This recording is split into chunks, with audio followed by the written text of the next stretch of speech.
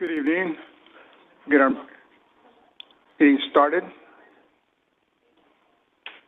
Members of the public are encouraged to participate in meetings by 1, accessing the webcast at www.cityofclovis.com/agendas, or 2, providing written comment at the same website, 3, participating by phone, or 4, coming to the City Council meeting in person.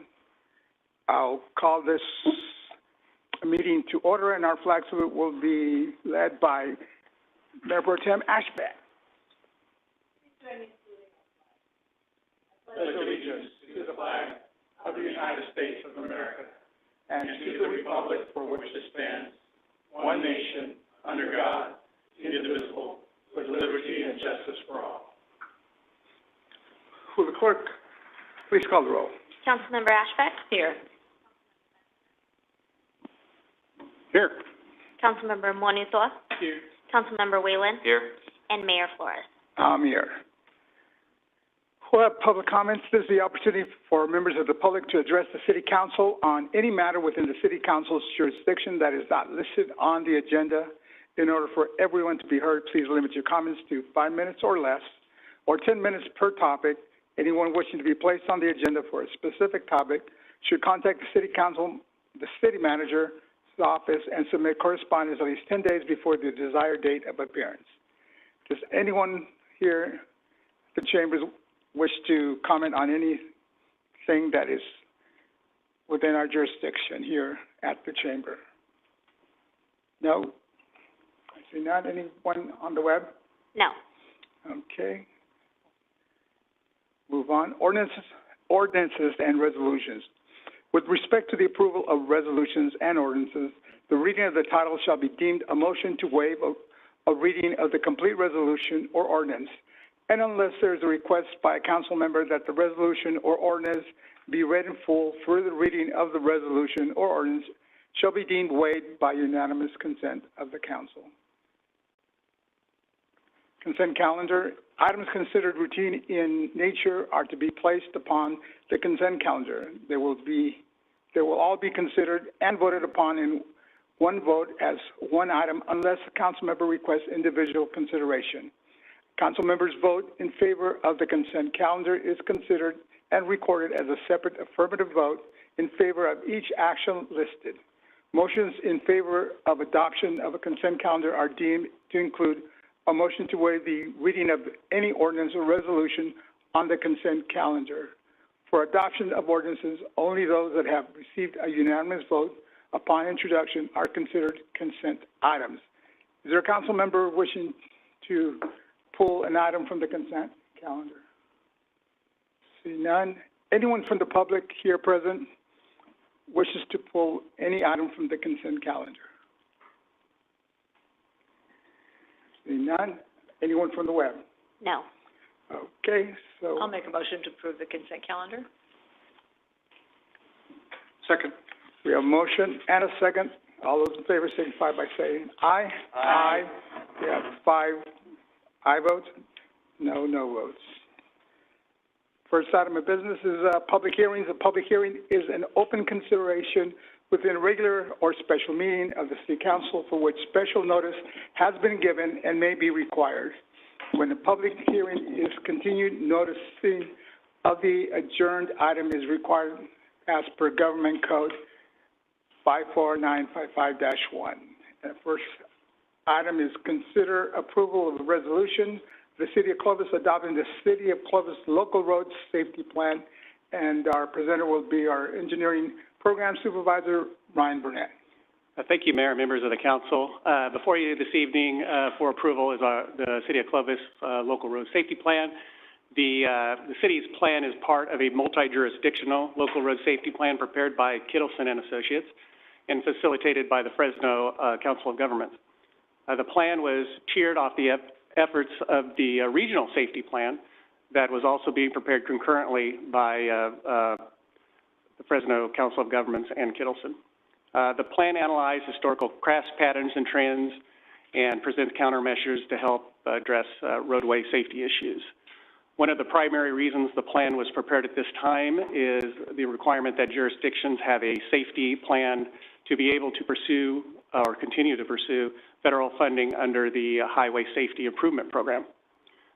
With us tonight is Matt Broughton with Kittleson, and I'm going to turn it over to Matt for a brief presentation.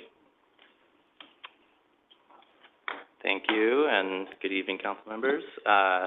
So tonight I'm here to present the Multi-Jurisdictional Local Road Safety Plan. As Brian mentioned, this is a collaborative effort between city staff, our team, and Fresno Council of Governments. So to start off, a local road safety plan, what is it? Really, it's focused on analyzing historic crash patterns and trends to understand how roadway safety performance varies across the city to help us identify the locations that have the highest opportunity for improvement. As part of that plan is identifying engineering, education, emergency response, and enforcement countermeasures and strategies to help address those common crash trends and patterns that we find as part of that data analysis. And then we move into a prioritization process to help, again, identify through that data analysis component as well as stakeholder engagement to understand what are some of those key issues that we want to focus on in terms of long-term safety improvement on the roads within Clovis, as well as kind of where are the opportunities to pursue future projects. As Ryan mentioned, one of the key components this time around is that Caltrans has made a requirement to have a local road safety plan in order to pursue Highway Safety Improvement Program grant funding, which will be starting in a few months. And as part of the new FHWA infrastructure bill, there's also some language in there that supports having a safety plan in place to pursue funding. So getting into a little bit of the crash trends and patterns, you can see there were about 3,500 reported crashes over the 5 years analyzed from 2015 to 2019. You can see fairly steady crash numbers there over that 5-year period, maybe a slight increase with about 2% of those crashes resulting in fatalities or serious injuries, which are kind of life-changing injuries. On the right-hand side of the chart there, you can see how Clovis compares in the blue versus the statewide average for for vulnerable road users. So you can see pedestrian involved crashes, they have about 10% higher than the statewide average for fatal and severe crashes for pedestrians, slightly higher for bicycle involved crashes, and then motorcycle involved crashes, also similarly slightly elevated. Mayor, can I ask a question about that last slide? So, Matt, can you go back? You know, the slide with regards to the pedestrians and the bike, is that pretty consistent with cities that do have more pedestrian-friendly amenities in the community? For example, like a Davis will probably be high or something like that, or is that showing something else that we need to be very cognizant of? Yeah, it does not account for the rate of walking, so we don't know whether there are more people that are just walking within the community. So this is just based on the percentage of your total crashes within your community. So it could be that there are more people walking in Clovis, and so that's why you have a higher percentage of those crashes. But we don't have the information to know to control for that exposure to crashes. So how many people are walking? We don't know that firmly to be able to answer that completely. We do have, high pedestrian walking, especially with the trails and everything. But of course, we don't have that data to compare right now. So to be clear, a statewide comparison does not exist? Is that what you're saying? I'm saying we can compare the total number or the percentage of crashes. So the percentage of crashes within Clovis that result in a pedestrian fatality or serious injury are higher than the percentage when you look at statewide. So I think kind of to the comparable cities, there's no way to compare comparable cities or some. There are some, and I don't have the OTS, so there are some rankings that are available that we could follow up maybe with that. We don't have that in front of us, but in terms of controlling for the number of people that are walking, we don't have a way to do that direct comparison. So moving on into some of the common crash factors. So these are the violations that are associated with, that the reporting officer associates with the crash. You can see that unsafe speed is the number one collision factor there, with improper turning, which is commonly associated with intersections where you have a vehicle turns left against the light or turns right ahead of traffic. And then automobile right-of-way, where a vehicle might pull in front of another vehicle. On the collision types, the most common being rear end, which are fortunately relatively low severity typically, followed by broadside collisions, again, most commonly associated with an intersection, and then hit object crashes, which are when a vehicle strikes any object within the roadway, that was a signal pole, a light pole, or similar. On the right-hand side there, you can see a map, and I apologize, the resolution is a little low there, but that shows the safety performance of every intersection within the city. So that is what we use as a measurement to help us understand what are the locations that we could focus in on. In terms of part of an LRSP is setting the vision, and so you can see the vision statement there, to provide a quality transportation network by committing resources to activities that reduce the risk of fatal and injury crashes for people traveling on public roads. And then based on those crash patterns and trends, we identified 4 emphasis areas. So again, that pedestrian and bicycle crashes that we just spoke about being a focus point for the city, broadside collisions, hit object crashes, and then unsafe speed and driving under the influence were both primary collision factors that were associated with higher percentage of fatal and serious injury crashes.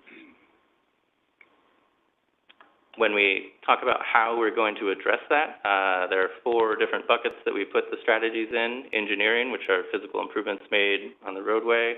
Education, to encourage better driver behavior or road user behavior. Emergency services, we want to decrease the amount of time that it takes for emergency responders to arrive at the scene of a collision, because that is strongly associated with reducing the severity of a crash. And then enforcement of encouraging programs and activities to, again, encourage different road user behaviors.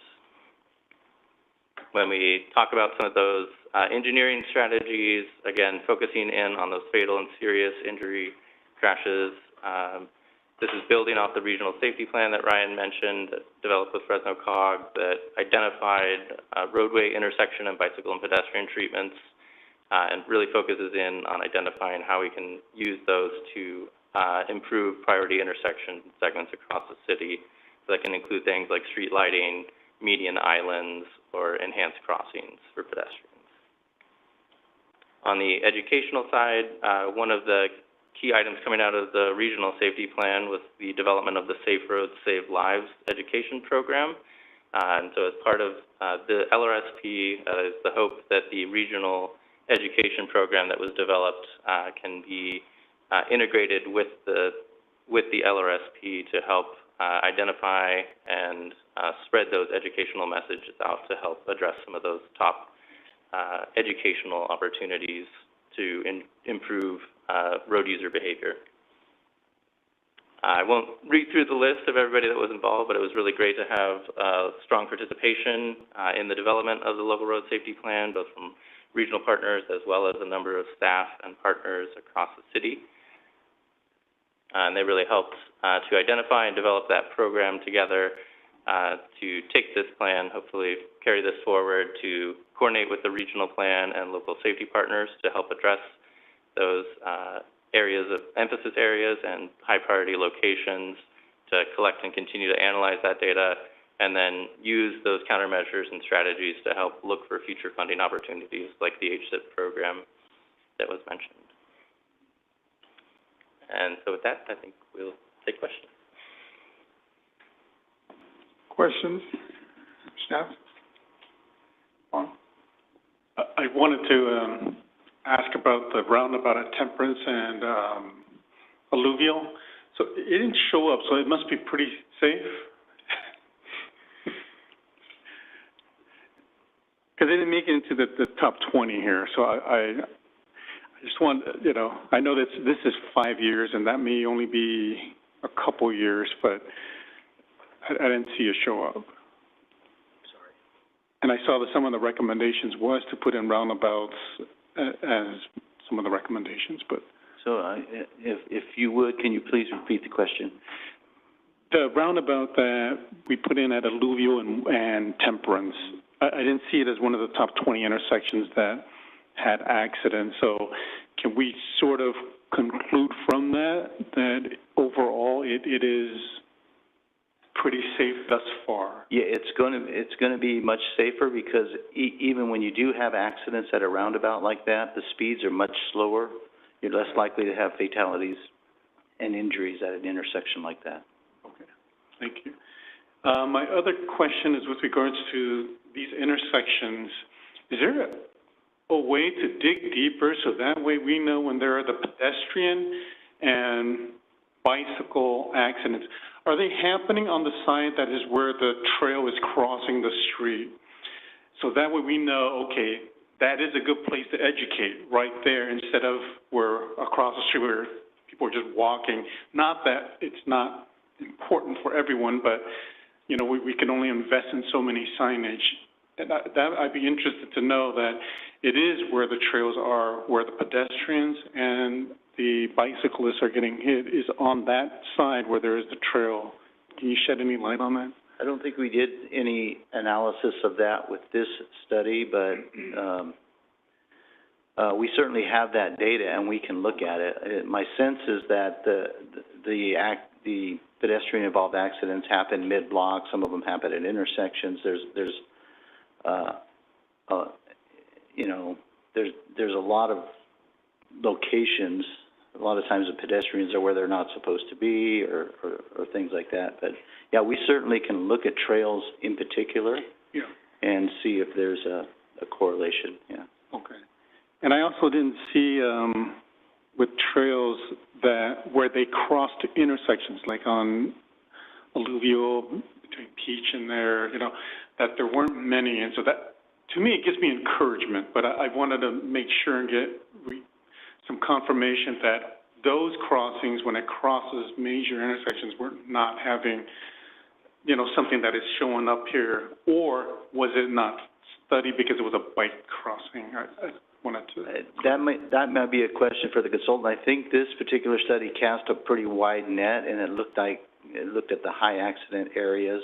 He would have to address that, but it's certainly worthwhile for us to look at our trails to make sure that the crossings are performing like we want them to. Okay. Yeah, if the consultant can kind of just, like if there was an accident of a bicyclist and or pedestrian at a major street crossing, it would have shown up here, or is it because you said you measured even midway street crossings, so I'm assuming it would be included. Yeah, there are data fields within the analysis for us to understand, and so part of the plan does get into what the pedestrian was doing while they were, when the collision occurred, and so crossing not in a crosswalk is kind of the number one factor associated with that pedestrian action, followed by somebody that's struck while crossing the crosswalk. In terms of when we're identifying those intersections, at this level, the plan is intended to guide staff and in the development of the individual projects. So the next step following from a plan would be identifying those top locations to move forward and then to go into that diagnosis process of understanding what actually occurred at those locations. Okay. Well, this excellent report, I think, was very informative. So great job, Brian, and to yourself, Matt, the report. Okay. Sure. Some jurisdictions don't take traffic accident reports unless they're injury traffic accidents. We take every accident when people request, except for private property. Does that skew these numbers? Is there a way where we can compare apples to apples with a city that takes everything, or has that been factored in?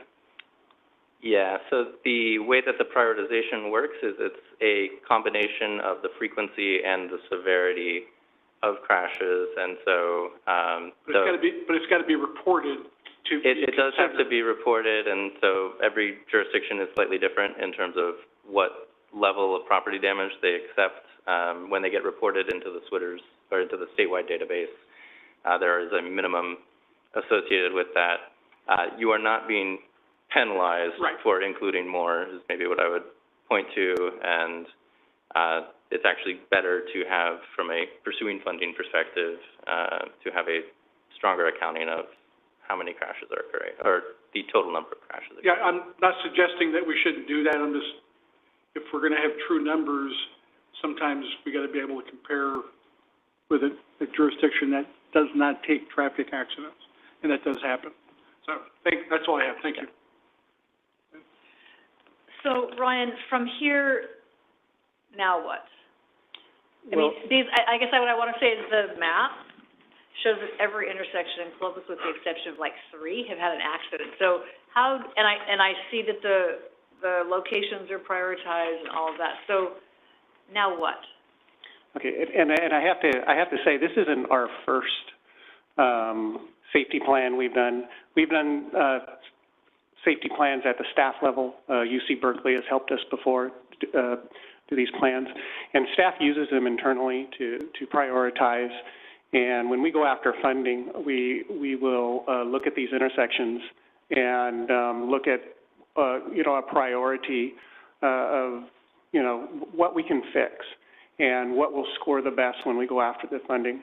So it's definitely used in that way. And also, as we, put projects together, even not for, like HSIP funding, but maybe, CMAQ or even STBG, we definitely look at the surrounding, conditions, and, we'll analyze it and see what we need to do and see if we can incorporate that into those projects that we do.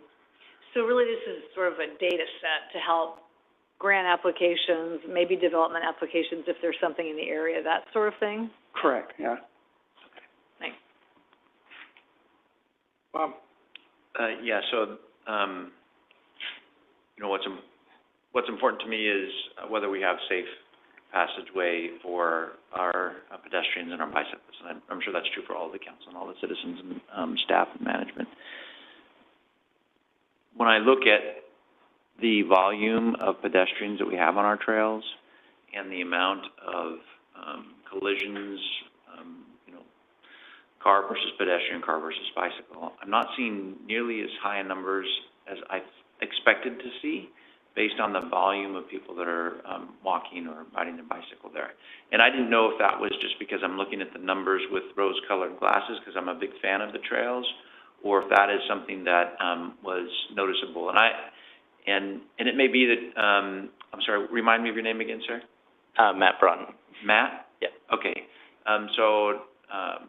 I don't know if it's because you are unfamiliar with where our trails intersect, but what about you, Brian? Based on your observations of looking at the data, would you say that my conclusion is a correct one, or am I not looking at it accurately? Would you say that based on the volume of people that we have crossing through our trails, that you would have expected to see more?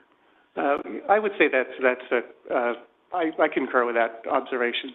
And those crossings for the trail is something that internally we discuss constantly, and what kind of treatments that we can do at those crossings. Either bring them up to a signalized intersection, or the mid-block crossings on what type of facility or system that will work best at those areas. So we're constantly looking at that. Yeah, I guess I expected more there at Peach, that crossing of the Old Town Trail, and then also the crossing at Alluvial, because those are at the same level as the street, and it's just kind of, you push the button and the flashers go, and it's mid-block. But I think maybe I saw one there, and so maybe one of the lessons I'm taking away is that how do we encourage more people to use our trails as opposed to using, sidewalks or signalized intersections even. Certainly it doesn't make any sense to go mid-block when you don't have a trail or any kind of a, crosswalk there. So that, I don't know if that's incorporated into the plan. Frankly, I didn't look into the detail of whether we're, have some plan in order to encourage people to travel on the trails as opposed to just the sidewalks. Any thoughts on that? Well, it's not really addressed here, but, we are working on an ATP plan, and looking at our trail system and our bikeways, and that's kind of is the active transportation plan. Sorry. Okay. And so that's more in the realm of that exercise, and trying to get people to use the trails and what kind of improvements we need for the trails and what the community needs. Okay. All right. Great. Thank you. And so, I guess I'll be last.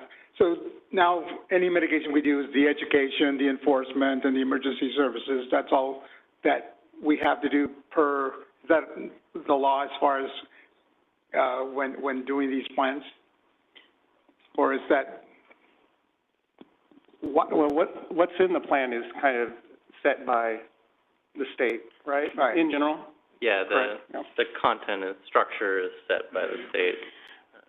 The coordination and the plan gives us suggestions on how. We work very closely with our public safety, our planning and development services, and we work really closely with public safety and on different issues and.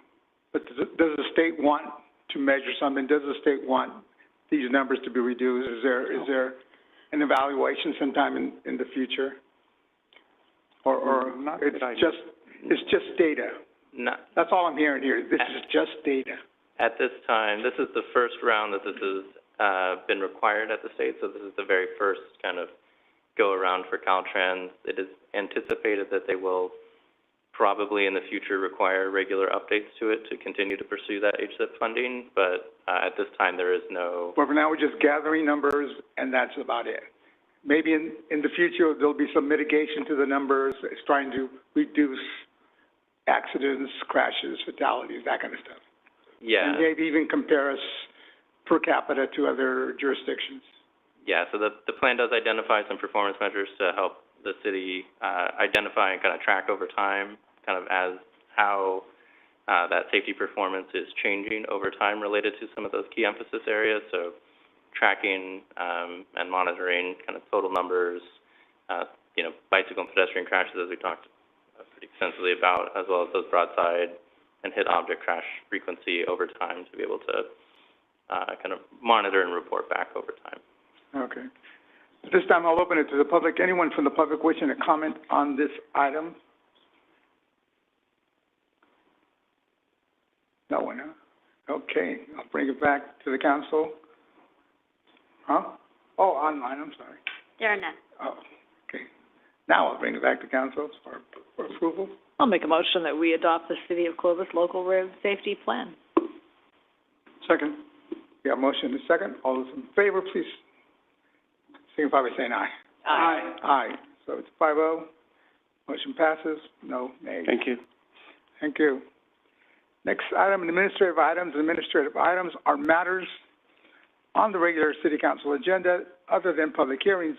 Item 8 is receive and file update on Landmark Square, and I have to say that I have financial interest in property nearby, so close that I cannot participate. Therefore, the Mayor Pro Tem, Ben Ashbeck, will take over, yes, for me I knew that. during this item. You knew that. I knew that. Thanks, Mayor. All right, so receive and file, Ms. Mathis. Good evening, Mayor Pro Tem and council members. Tonight, my presentation will be a quick update. I say quick. It will be an update on the Landmark Square project. I plan to show a couple renderings of the site, a short promotional video, and then give a verbal update on some of the major markers for the project. I know in the past we've been back to council both in November and December of 2021 with an update on our project. Tonight is just to further review what we presented in the past and any new information that has come up. So I'm going to start with where the site's located. It's north of 3rd Street, east of Clovis Avenue. It covers approximately or just under 6 acres. The Landmark Square project is home to the future Clovis Senior Activity Center, the Transit Hub, and hopefully the Fresno County Library. I have a few renderings I'd like to show of the Senior Center and the Transit Hub. So the Clovis Senior Center, or the Clovis Senior Activity Center, a Smith Camp Family Legacy, is the rendering on the screen right now. This is looking north, so you have 3rd Street that runs and then the Senior Center there. This is a view of the main entrance into the Senior Center, so we're actually looking south. This is the main hall or the entryway into the Senior Center. This is our multi-purpose room, so this is the room that will have a large stage and then would be available for events. And then this is the billiards room there at the Senior Center. Next, we have the William H. Harry Armstrong Transit Center, and this is really the only rendering I have at this point. This is a view looking north of the Transit Center. So next, I want to show a quick video. It's a promotional video. It gives you some behind-the-scene tour of the project site as it currently stands right now. We are under construction. So Carrie's going to play it. It's just a few minutes.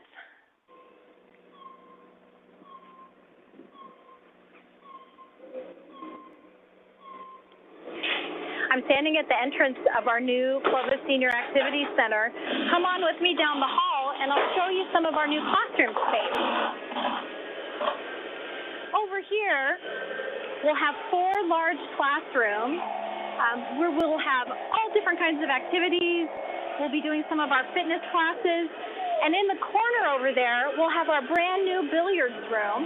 We'll have 4 pool tables and stadium seating, so everyone can sit and watch our pool players play and have a good time.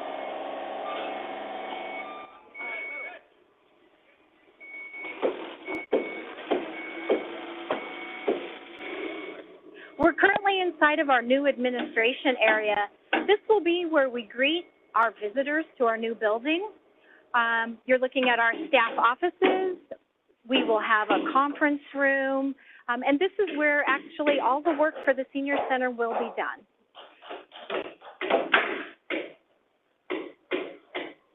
Now we're in the part of the building that has our new fitness center.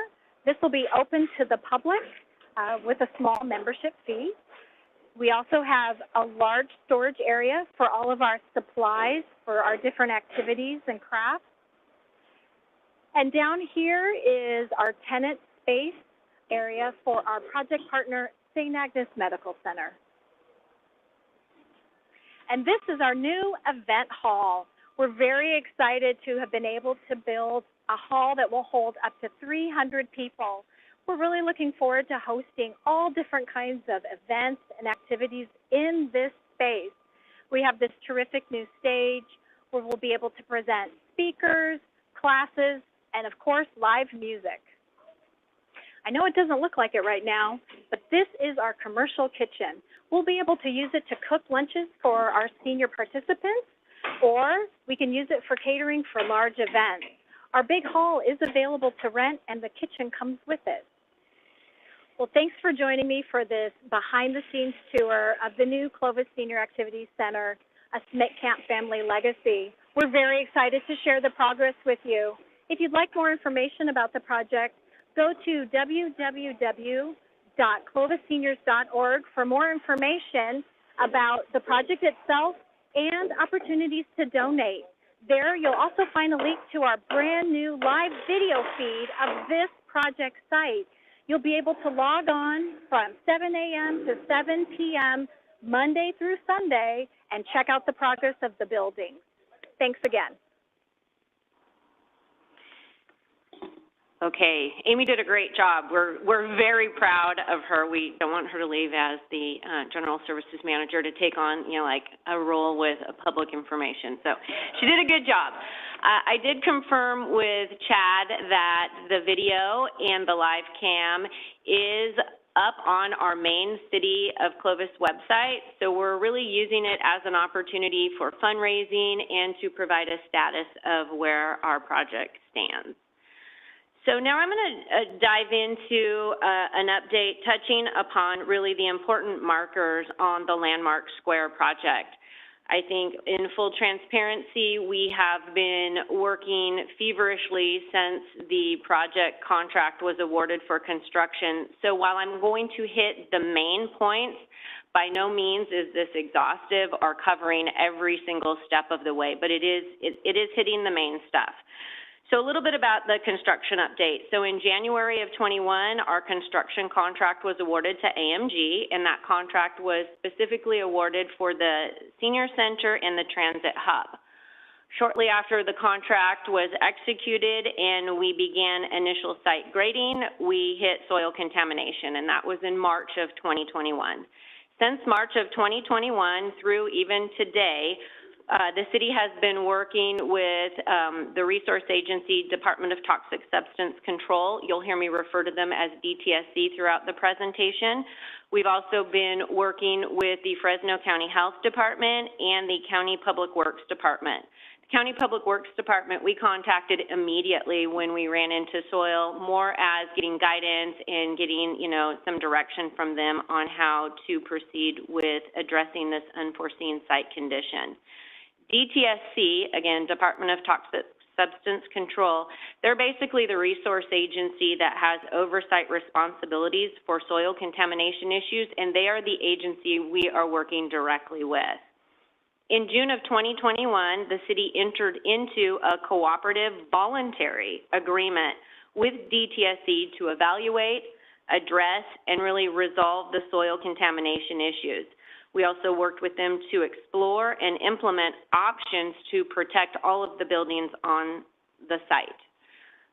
The cooperative voluntary agreement was also provided to the county for their review. And I'll just highlight the major items of work that we've provided to the county, but we really have kept an open line of communication, and we have provided the county with as much information as we've been getting all along, the past almost year. All right, so what is the status of the soil issues? So since we hit the contaminated soil in March, the city has hired consultants that have worked with us. We've done extensive soil sampling, testing. We've installed vapor wells, and we have collected samples across the entire property. The entire property includes the future home of the Senior Center, the Transit Center, and the county library site. We have excavated over 2,000 cubic yards of discolored soil as a result of the soil contamination that was identified. We stored that soil on site until we could get the appropriate sampling done and we could determine where those soils needed to be disposed of. In June of 2021, we actually removed the soil from the site and we had it all properly disposed. Between May and August of 2021, we hired an independent toxicologist and we prepared a vapor intrusion risk evaluation. This report was prepared and reviewed by Department of Toxic Substance Control. Per their direction, they provided some feedback on some revisions. The city addressed those revisions. In August of 2021, the city's toxicologist determined that the health risk on site was low based on the extensive sampling that we had done, the analysis and the results, and they determined that additional building protections were not required. Again, that was in August of 2021. In September of 2021, DTSC provided the city with yet more comments on the risk assessment reporting, asking for additional information. In October of 2021, the city provided DTSC with the additional technical information that they were seeking, and we are still waiting for a complete response from DTSC. They have come back to us regularly asking for more information. Mike's team has tried providing them that information. That information has been in the lens of additional sampling, different reporting, formatting, you name it. Let's see. So at this point, major on-site construction had basically been delayed for, going on 9 months, because now we're in approximately November of 2021. In November of 2021, staff provided an update to City Council on the status of the report and the work that we had completed with DTSC up to that point in time. In an effort to move the project forward with building, because at this point we had done basically surface work, we hadn't gone vertical with any of the structures, we sought Council's approval to approve a contract to install a vapor barrier at the Transit Center and the Senior Center. The vapor barrier was an additional protection and mitigation measure should DTSC find that that was needed. Now, at this point in time, DTSC had not made that determination, but in an effort to get the project moving, we decided to move forward with that additional measure.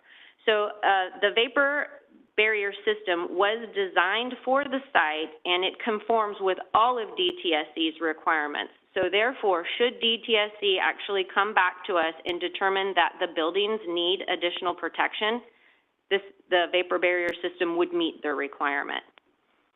In December of 2021, at the discretion of DTSC, they asked the city to also prepare a soil vapor mitigation plan, which included an operations and maintenance plan, should one be required. Again, we're doing some very proactive reporting should DTSC find that one is needed.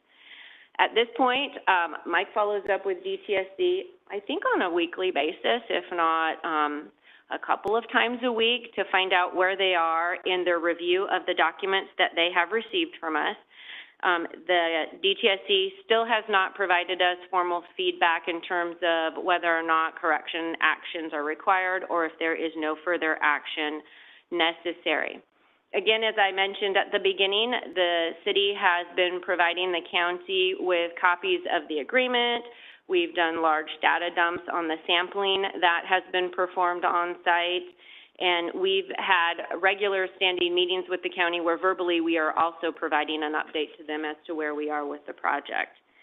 At this point, the site has gone vertical, so as you saw Amy walking through, you can see construction is underway. We're approximately 40% complete, and at this point in time, our contractor AMG anticipates that the site will be completely constructed for the Senior Center and the Transit Center in spring of 2023. So with that very high-level update on the Landmark Square status, that concludes my presentation. Both Mike and I are here to answer any questions the council may have. And before I turn it over, I just wanted to highlight that with us tonight are representatives from the county, as you've probably seen. We have Supervisor Magzig here and County Administrative Officer, Paul Newland, who may also wish to speak on behalf of this project. So with that, that concludes staff's presentation. We had to ask for their IDs to make sure that they were like legitimately. Thanks, Renee. Any questions for Renee before we, any comments from you, John, or?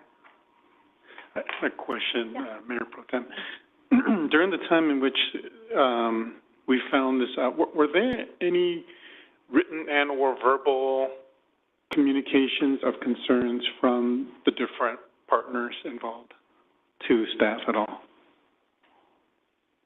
I'm not sure I understand your question. From the county. From the county. Yeah. So I will tell you, as soon as we hit the contaminated soil, I know Mike and I contacted Steve, and that's when we sought guidance. I think the concern was we need to get DTSC involved because they really are the resource agency that handles these contaminated soil issues, and we wanted to properly characterize what was on the site and then dispose of it. That was their recommendation to us, or that was our recommendation informing them? We contacted the county. That was their recommendation to us. Okay. So we spoke with Steve White directly at the county, the Public Works Director, who put us in contact with their county health department, and then conversations with the county health department led to us contacting Department of Toxic Substance Control. Okay. And did the county have any recommendations or concerns with our measures? I don't recall there being any concerns as we provided them information along the way, but I'll defer to Mike. No, I think that what they conveyed is that as long as we follow the process and we get the clearance and guidance from DTSC and work with them and their county health department, then they felt that they had done other sites that had contamination, were able to close them without completely removing the contaminants, and seemed hopeful that, you know, we could get to the end of this without any problems.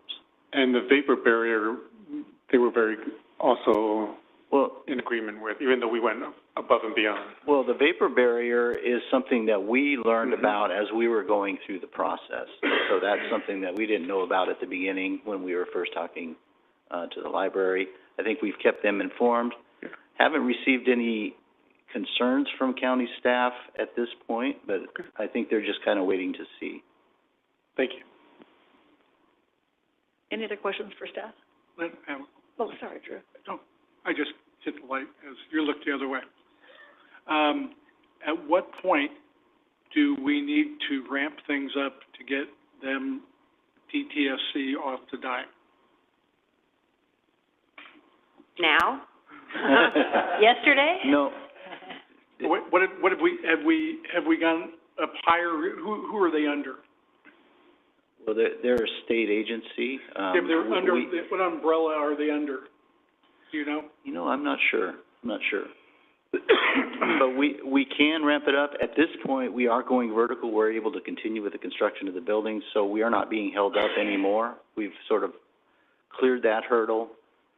So, you know, if it takes, you know, and we're protected in the event that the conclusion from DTSC is that you need to mitigate with a vapor barrier. We're already doing that. So we are moving forward. It might take a long time to get through the entire process with DTSC, but I think we're going to be able to occupy our buildings. I'm going to go with EPA. Thank you. What's that? EPA. It's like I'm at a game show. Phone a friend, Nathan. What is it? EPA sounds good, huh? Anything else for staff? So before we open the public comment, Paul or Supervisor Bagzig, would you like to, do you know your way, Nathan, to that microphone? Good job. This microphone is very unusual to me, but Welcome. I'll try to figure it out. So my name is Nathan Magsig. I live at 2424 Sample Avenue, Clovis, California. Mayor Pro Tem and council members, thank you for allowing me to be here in your chamber today. So I wanted to just share a little bit about what's been taking place at the county over the course of the last roughly 5.5 years, so you can get a better idea of what we've been doing, because I know that this particular location has seen a couple of different city managers and different council members as well, and there's always been a dream to have the library, the senior center, and the transit center all located in one location, and that's been my dream as well. So over the course of the last 6 years, the Board of Supervisors has been committed to a spectacular library in the city of Clovis, because it's very much deserving. And I know that we have set aside roughly $17 million for a Clovis library project. And we were very hopeful that when the contract was awarded to your general contractor to begin construction on the site, it was our understanding that the portion of property where the county library would be located, that was going to be used as a lay-down yard initially, and construction would always be ahead, at least that's what was related to me, at the transit center and senior center, and then we would come along, you know, a few months after you began construction, and that site was no longer needed as a lay-down yard. When the contaminants were found, that of course did slow our processes down a little bit at the county. And as the reports that I've seen, I think Krizan and Associates was involved with performing some of the some of the site work, identifying where some of those contaminants were. As I understand it, I have not seen a specific report as it relates to the proposed area where the county library is going to be transferred to Fresno County at some point in the future. However, there were some holes that were put into the ground and some monitoring wells, but I have not seen any data that specifically has cleared the site where the county library is to go. So again, I guess a concern that the county has is making sure that at some point in the future, when we're at a stage where we can transfer the library here to the city, and then the piece of property that's been identified on site can be transferred to the county, that the county has transferred a clean piece of property that we can move forward with construction on. So our Board of Supervisors has communicated very clearly that they want to make sure that wherever that library goes, we build on a clean site. And so I think what would be helpful to us is if the contaminants that are on site, if it doesn't affect the county library piece, it's to be transferred to us, to see if there's some way that that piece can be cut off and maybe transferred over to the county. That's a suggestion. I only stand before you as one of 5 supervisors that represent Fresno County. But again, if we can find a way to transfer that the property to the county, and it's clean and free from the the process that DTSC is going through, I think that would be very helpful. But looking at just the last 6 years, Clovis has been promised a spectacular library for over 20 years, and I've been frustrated as both a council member here, mayor here, and now as a supervisor that this process is taking too long, in my opinion. So my goal as the representative of this particular area and this site is to get things moving forward sooner rather than later. So I just wanted to stand here before you today to let you know that I am very committed to building a spectacular library in the city of Clovis. My hope is for it to be at this site, but we do need to make sure that whatever the county takes on is, so to speak, a clean piece of property for us to build a library on. And I'm happy to answer any questions. I know Paul Nerland has some additional things that he may want to add as well. And our Public Works Department is tired of me bugging them all the time about what's going on with this. So I saw Steve today, as a matter of fact, and tomorrow we're going to be talking about this project again. I'm going to update our board on this discussion that took place, and again, this is a priority for me, and it's long overdue. Thanks, Nathan. We appreciate that. 20 years, really? It's been over 20 years. If you may recall, the first library tax that was put before the voters, I think in 2000, it was passed in 2003, so that when they were selling it to us in 2002, they came here and they said, Clovis is going to be the first city that's going to get a new library. And then it didn't happen in that 10 years, and then they came back in 2011, 2012, and they're like, we need to renew the measure, and by the way, Clovis is going to get, and we need to renew the measure again, by the way, and now it's 2021-ish, 2-ish already.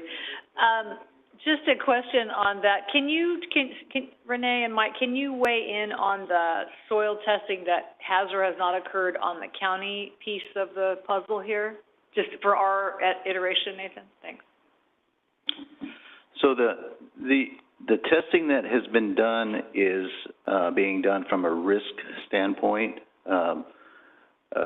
Bulk of the contamination has been removed from from an area that's closer to where the senior center is than where the library property is, which is near the northwest corner of the overall parcel. So there were 5 soil vapor wells on the library site. I think there were 6 on the senior center. There were 3 on the transit center. The purpose of those was to assess risk. We've been through a few iterations of that risk analysis, and the end result of all this is going to be a no further action, is what DTSC calls it. So it doesn't mean that the site is clean per se, that there's no contamination whatsoever, but there's a determination that has been made that the risk is below an accepted threshold. And as you see where the hashed future library project is up there on the screen, and where that blue plume is where the excavation area was and the site of the contamination. So is there any way, because I think the goal, the proposal all along was to actually deed that library property to the county, effectively creating a new parcel. Is there a way to carve off a parcel that is separate from any action that is currently being taken on the remainder parcel that would be cut out of, that new parcel would become new and standalone parcel? So is there anything that can be done to clear that parcel that would be created for the new library site? We certainly can ask that question. In fact, we were about to approach DTSC, and I've been trying to call them for the last week with no response, and to talk just about that, because some of the questions that they have now relate to the east perimeter of the site and wanting to get more analysis there, and so our desire was to try to separate our site from that work. So definitely is a question we're asking. I don't know the answer to it yet, though.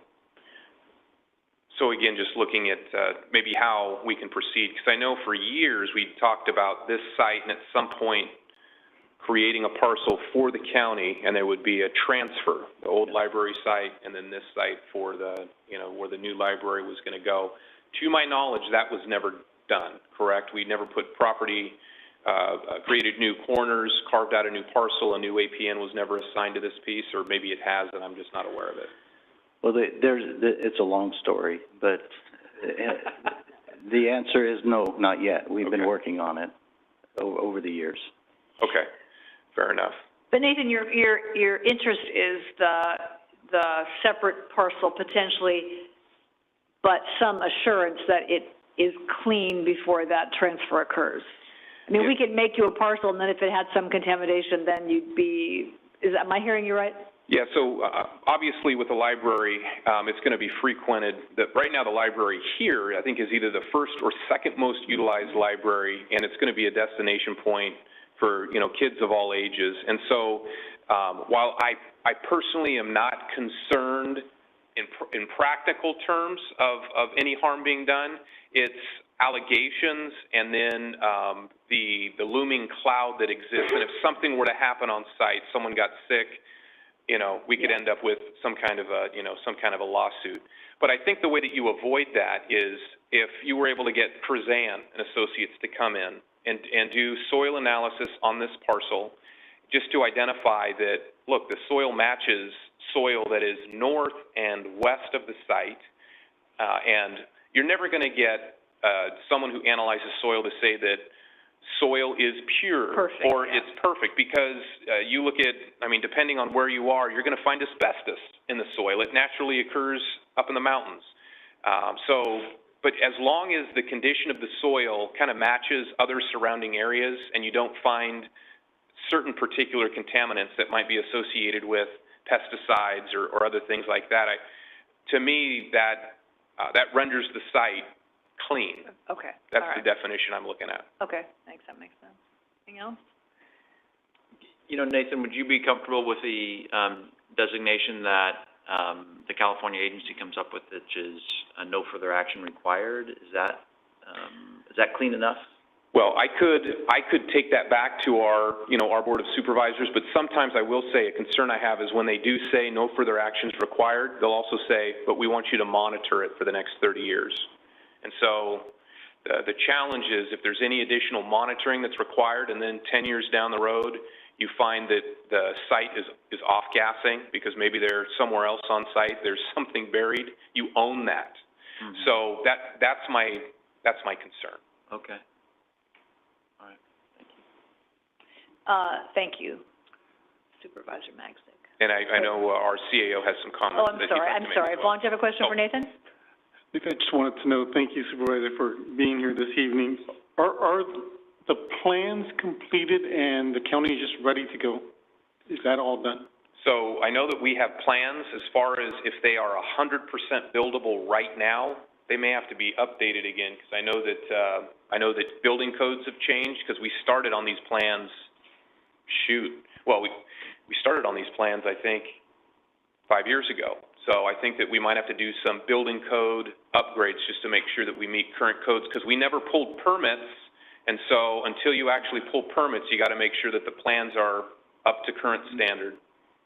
So I don't know how far along we are with those details, but we have an in-house architect that designed the layout and the whole thing, so I just don't know if it's like 90% ready to go, 80%, I can't answer that, I don't know for certain. And if, Paul, you can let us know that, yeah, we appreciate that. My other question with regards to what Supervisor suggested, if that was the pathway, what is the timeline that can take, in which we do go and carve out a piece and we do have Krazan study it? What, is that another year? Is that 2 years? Is it just a couple months? Well, I think we can do the land division really quick. We can get the parcel ready for transfer. We've been working on the transfer agreement. All of that can be done quick. The unknown is still going to be DTSC. We can even get the Krazan work done probably within a couple of months. They have been very responsive through this whole process. The unknown is the review by DTSC. But you're saying that a Krazan clean is good enough for the county, potentially, not a clean from the DTSC. So I just want to... Yeah, what the Krazan analysis would do is they could identify if they come across any additional contaminants, but if they don't, they could submit that information now to DTSC. What I don't know is if the Department of Toxic Substances is going to release this parcel, or if they're going to count this whole site as a contamination site. So, again, the concerns that I have is if at some point they release the site, but they require ongoing monitoring, and some, you know, at a later date you find a plume or another issue, there's going to be some costs that are associated with that. Again, practically speaking, I really don't see any major issues practically, but it's the unknown now that we've got a government agency involved, a state government agency, and so at the end of the day, with the amount of money that the county is going to spend on this library site, we want to make sure that what is delivered is something that is potentially won't be a problem for the county, you know, a few years down the road. And I'm not saying it would be, but if we get a site that is clean or not part of the DTSC action plan on the rest of the site, then there's no monitoring, no issues. We basically would just go down, pull permits, and would be able to move forward on the project as a separate parcel, separate from anything that they may be doing with the rest of this site. Thank you. Nathan, one more question, and maybe this is the elephant in the room. What's your horizon for, is it another 5 years we want to still be having this conversation? I mean, we don't want to be having it for 20 years, but I mean, do you have a sense that if we can't get some resolution, I don't know, at some period of time, then the county will take that $17 million and we'll figure out Plan B for a county? I mean, that's the elephant in my mind anyway, so I thought I'd say it out loud. So, do you have a sense on that? Yeah. So I will say, as your supervisor, I'm committed to keeping the $17 million here in the city of Clovis. But realize that the longer that this drags on, there are other cities that have needs, desires. Reedley is moving forward on a library project. There are other communities in Fresno that want libraries to be a part of those developments too. And you can never completely tie down funds until they're encumbered with a project. And so even though we've set aside dollars and we've committed those to the City of Clovis Library, I'm committed to a City of Clovis library. But at some point in the future, if I'm not here and there's enough members on the Board of Supervisors that choose to move those dollars in another direction, that could happen. There's no guarantee. My desire is to move forward as soon as possible on a library project because the residents of Clovis have waited too long for something that they deserved really 30 years ago. Yeah, if I can ask one more question. What are your thoughts? I know you can't speak for all of the members of the board, but what are your thoughts about some type of indemnity clause within the transfer? I think that would be helpful. That's something that could be part of the discussion as well. But two, if I don't know what that indemnity clause would look like, and so I mean it's something that we definitely could be open to and having some discussions as well. I'm even open to generally some mitigation measures that could be put in. But if we're able to do sampling, because I think sampling and analysis of that specific site needs to be done, and done in a way where hopefully DTSC would be willing to allow that parcel to be carved off. And if we were able to do that, so this parcel was looked at separately and as something new, and there weren't, if there were contaminants, they were all below the reportable thresholds, then, you know, we effectively have a clean site. But I'm willing to look at many different options and avenues to try to get something going sooner rather than later. I'll tell you, a few days ago, I was at an event at the Memorial Building, and Paul was there with me, and we finished up, and we had about 30 minutes, and I looked over at the construction site. Now, I apologize, because I already did this, but I just went onto the construction site with Paul, and just started looking around, you know, showing Paul what was going on, and went into the construction trailer. Everybody super professional, wanting me to, you know, sign this and that, blah, blah, blah. Did a great job. But I wanted to just get on site to look at what was going on, to see for myself where some of those sample wells had been put into the ground, you know, to touch the soil with my own hands and smell it. Because sometimes you look at pictures, you read about things, you hear rumors, and it really doesn't do justice to what is actually happening on site. So, like I said, practically speaking, I don't see any issues. But because DTSC is involved and they haven't finished with all their analysis and clearances, it creates a cloud which could have some implications for the county later. And I just want to avoid any issues for the city as well as the county, because when we do this big investment, by the way, I've set money aside for a special art piece too, but that's a whole nother discussion. When we do move forward on this special project in Clovis, it needs to be something that it's going to be a destination point for sure, but I want to make sure that there's no hiccups down the road at all. Thanks. I hope that art piece is a horse. I second that motion. I love you, Nathan. All right, thank you for your comments. Paul? Staff had. Oh, sorry. I just wanted to add, expanding a little bit on Councilmember Whalen's comment about indemnification. So the city has drafted the property exchange agreement. It's an agreement that's been around, it seems like a really long time, at least a few years, where we've gone back and forth with the county. We've recently had discussions with the county about indemnification. We're really early at the beginning stages of that, but that is something the city, you know, along with what you're requesting, we look into as far as a transfer of clean property that's carved out from the rest of the site. So we as staff and the city are definitely open to that as an option as well. Good evening. Oh, hello. Good evening, Mayor Pro Tem, members of the council, John, Andy, and Renee. Good to see you. Good to be with you. It's hard to follow Supervisor Magzig at any time he gets up to speak, but I think he stated the county's position well. A couple of things that I would just say to the question about the design. I think it's close. I don't think it's like ready to go 100%. There's a few things that I think need to be done to complete that, but I think most of it is done. And I think the land transfer agreement is really the next step for us to move forward, you know, once we have resolved the issues that we're talking about here. A couple of things, and agree with Renee, and thank you for that the county would work with the city on indemnification language. I think hearing from our board that is important. The second piece that I would say is Krazan and working with your consultants has been great, but I know working with the state and you've been trying to get answers. I commend you for your work in trying to do that. You've been diligent, but talking to our own environmental health staff, I know that they are not always the quickest responding and they're taking a long time. Behind the scenes, prior to this meeting, I checked with our environmental health staff. They have some relationships and sometimes can get some behind the scenes information.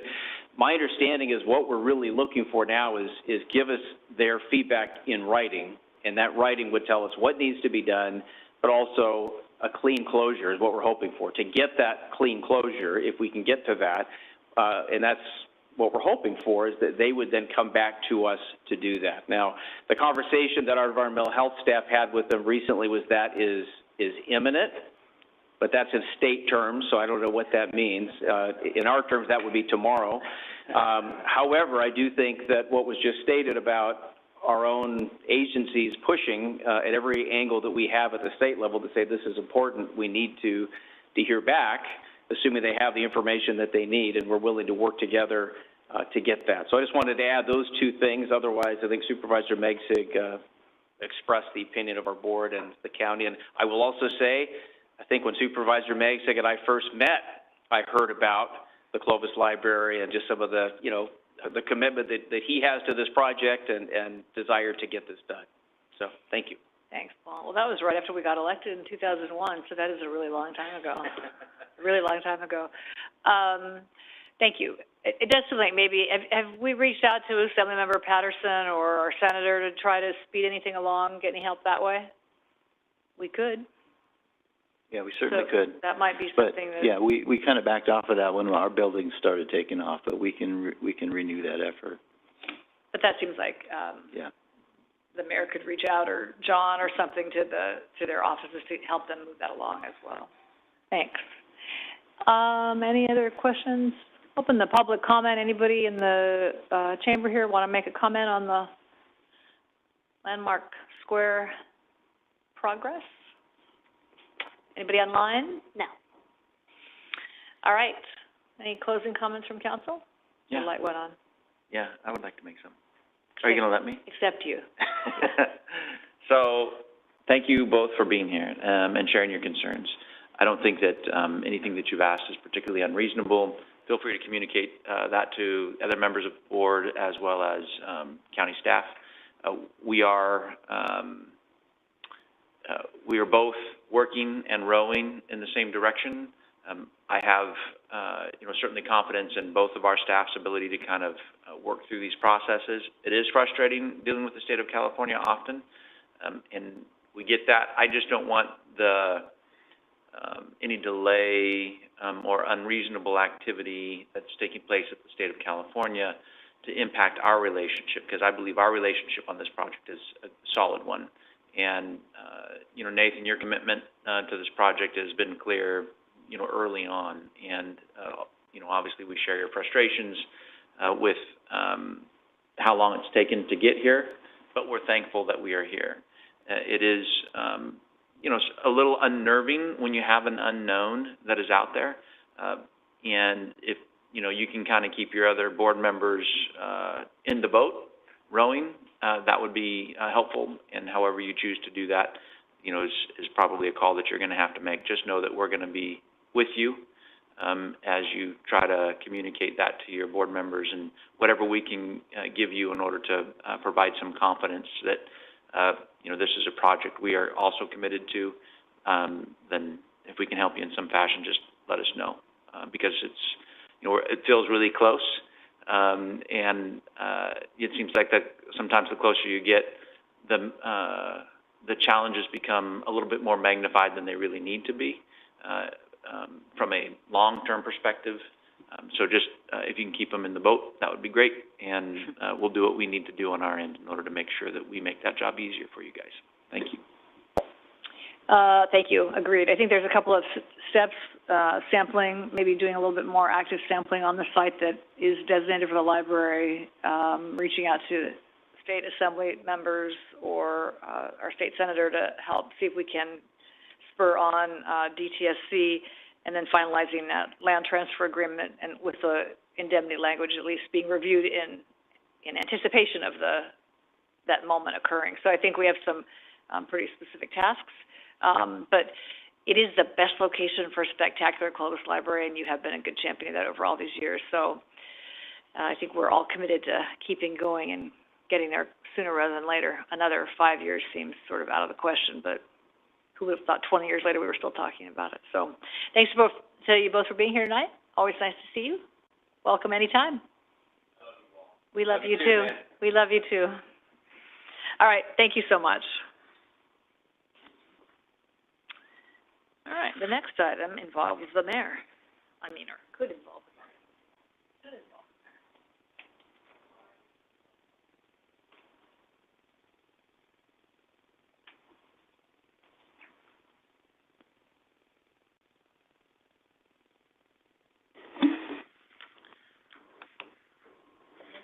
Number 9, consider approval of a resolution of the City Council for the City of Clovis confirming assessments for costs for abatement of nuisance, 30 West Shaw Avenue, Clovis, California, 93612, AP number 499-230-82. And Andy Hauser will be our presenter. Can I interrupt briefly? Chad, can you reach up and turn that air conditioner down a moment? It's freezing in here. Thank you. Andy? Right. Good evening, Mayor, members of the council. This evening, we're asking you to approve a resolution to lien a property at 30 West Shaw Avenue for cost for abasement and nuisance. It's a commercial property near the Burlington Coat Factory. Here's some images of it. This property has been a nuisance for some time. Staff has issued over 67 citations for a significant time period with lack of response from the property owner. We had issues with break-ins and other issues going on the property, and it was boarded up recently to secure the property and protect businesses and residents in the area. We have recently been in contact with a potential buyer of the property, and we are encouraged by that. Our economic development team has been working on that as well, a two-prong approach, and we are hoping to see that come to fruition. The staff is seeking also some approval. The staff would have the ability to negotiate on the terms of the lien if that transfer does come to pass. We have staff here to answer any questions, City Attorney's Office, as well as our police department. If you have any further questions, please feel free to ask. Questions for staff? Andy,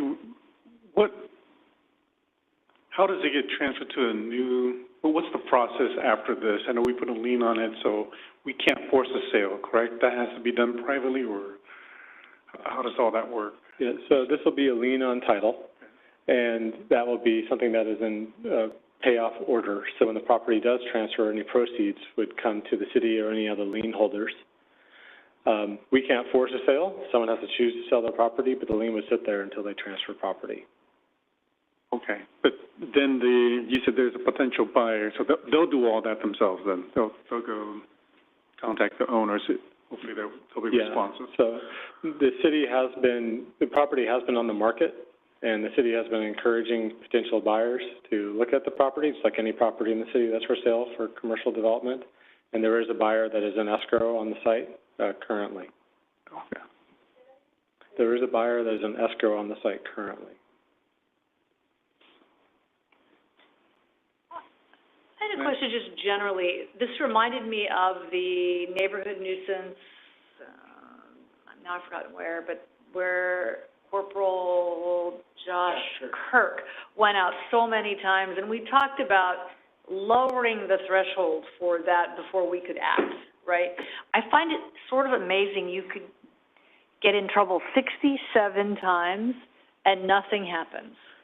I mean, I'm all for due process, but 67 times that you're not doing what you're supposed to. So, separate from this conversation, my suggestion that night was to lower that threshold so we could act sooner.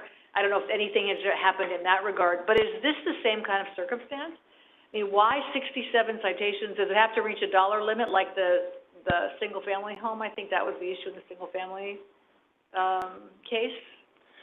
On the dollar limit issue, as I am new to code enforcement, I would defer to our city attorney on that as far as that goes.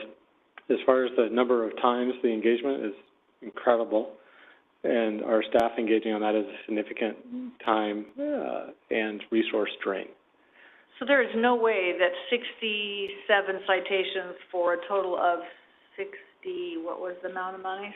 $66,644 can't possibly cover the staff time to do 67 citations. It's impossible. So either our citation amounts are not enough, or we give people too many. I mean, really, 67, that's insane. That is ridiculous. Yeah. Scott, why do we do that? Well, is there a law in California that you can make 66 mistakes before we do anything? If you do note, there are several citations on the same day. So oftentimes we can cite for numerous violations on the same day. Different violations, but numerous. But I will also say, I think this was only over not quite even a one-year period. So as far as the process speeding up, over the last one that, I think you had encountered. The first citation was issued on April 6th of last year. So, we're back before you several months, if not years, sooner than the last time. But there is no limitation, I guess, on, you know, the number of citations that we have to issue before we could go through this process. But I think this process does require a significant amount of staff time and some due process as far as noticing the property owner before we actually get to the hearing itself. We also have to provide an opportunity for them to dispute the citations and even go through an administrative appeal process, again, which was afforded to this property owner, and they didn't avail themselves of anything. So that's why we're here tonight before you, because this is kind of the final step in the process of, hey, they haven't come forward, they haven't disputed anything, they haven't taken us up on any administrative appeal efforts, they haven't paid anything, obviously, and so this is the remedy that the city has as far as trying to get some recompense, noticing the lien on the property, and that's ultimately going to be the best way to get it paid at some point. Is there a time limit that you have, that the due process takes 1 year, it's only 6 months? Is there a state law that says you have to do all of these things and give me 12 months to do it, or? No, the minimum due process that would be required is under our administrative citation ordinance, you know, before we get to the $1,000 limit, which is the state limit, by the way. We can't go higher than that under our administrative citation process. So we can't just go out and start issuing $5,000 fines under our administrative citation process. So there is some limitations on that according to state law. And before we get to that $1,000 level, we're usually at our third or fourth time that we're out there. So again, that could be consecutive days. I mean, we're authorized to go out, and in some instances we do go out on consecutive days for the same violation. Oftentimes, though, we may take a less aggressive approach. It may be we only go back every week or something. So, but we could go out every single day and issue cites, as you see on this one. Again, there were several consecutive days where cites were issued. And then the only other due process that's provided is in the city's ordinance or municipal code as far as the noticing that has to go in, as far as, okay, once we get to the citations, we got to give them notice to abate, notice to pay. They have an opportunity to appeal. 15 days, 30 days, it kind of adds up over several months before we get there. And if I could just add, you know, our as far as code enforcement goes, our overall goal is compliance. 90% of the time, a residential or a business will comply with the city of Clovis. At some point, we began slowly noticing this property, and then it's about a 3-month process when staff says, city attorney, let's go ahead and lien the property, okay? And this started to be really bad with people breaking in, either through the roof or through front doors. And we took the extreme action to go out and have a commercial business boarded up, and that individual cost itself was about $12,000 to get that done. We ramped it up and are now here to, and there's also significant costs with the city attorney's office just to process this. So we're at a point right now where this is really unique in that you've got a proper, out-of-sight property owner who's not willing to do anything. It's in escrow. We've got a potential buyer, and this lien on the property could potentially kill the deal. So and there's hard costs and there's soft costs in these citations that, and plus the hard costs like the board up and the city attorney's time. And what I wanted to do was to have council authorize Andy some discretion if when we get into negotiations with the property owner, so that this single lien that doesn't kill the deal, where in the long run we want a new property owner to come in and clean it up and make something of it. And Chewy, do you have anything to add? Anything to add? Before Chewy comes up, do we have an appraisal? Do we know what the property is worth? And because if there's a new buyer, who takes the hit on the lien? The new buyer, or it just kills the deal? So typically, a lien will come out of the proceeds from the sale. I expect this property to be worth quite a bit. I've been told, I'm not sure how accurate it is, we don't have access to appraisals or escrow reports, that there are quite a few other liens on this property. So how much capacity it has to produce enough revenue to pay our lien as well is really an unknown. But I've been told that a lien of this size could be a challenge that could cause the property owner, the current property owner, to decide not to sell, which would not be advantageous to the city in the long run. So the current owner would to take the hit.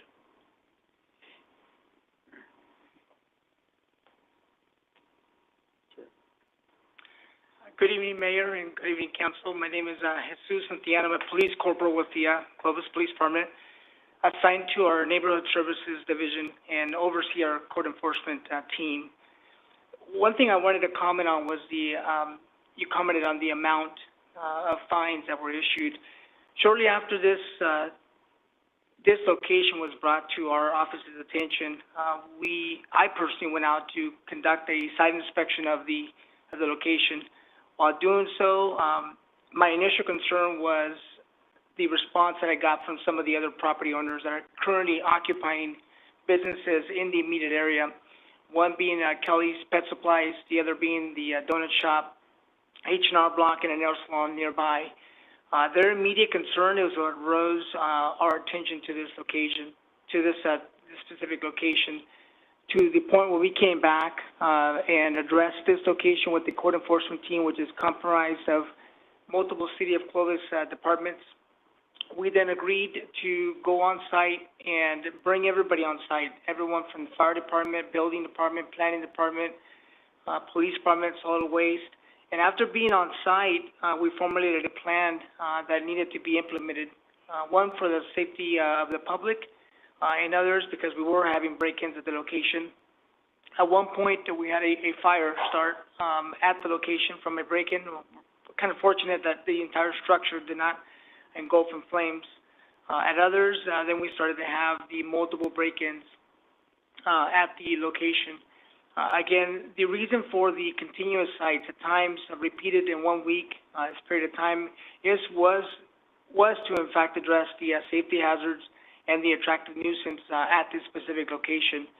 Again, every time we responded, we would make contact with the business owners, specifically one gentleman from the donut shop, and who really, at that point, we were his voice because he was screaming for help.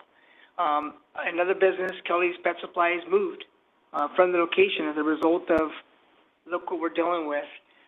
So the voluntary compliance that we hope to gain from the owner was very unsatisfactory. We gave plenty of opportunity to comply. More or less, we also confirmed that the property was never filed, or permitted was never filed to seek that the property be determined as a vacant property as required by our Clovis Municipal Code. And in closing, I would say that $66,000 and some change is quite honestly not enough, because those tenants, those business owners in that area deserve more to be able to properly maintain a successful business, because this is what customers have to stare at now because of an unresponsible owner that owns this property. My comment was, not that there was too many citations, that you shouldn't have had to give that many before we could actually do something. That's what, this is your Josh Kirk project, I guess. This is one of several, unfortunately. Yeah, but I mean, so that's,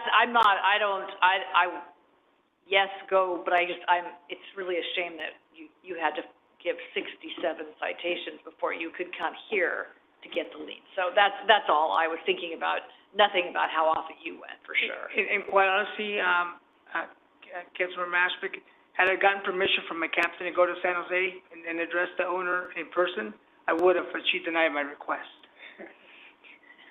Yeah. And I think you're right about it costing way more than $66,000. That is an understatement.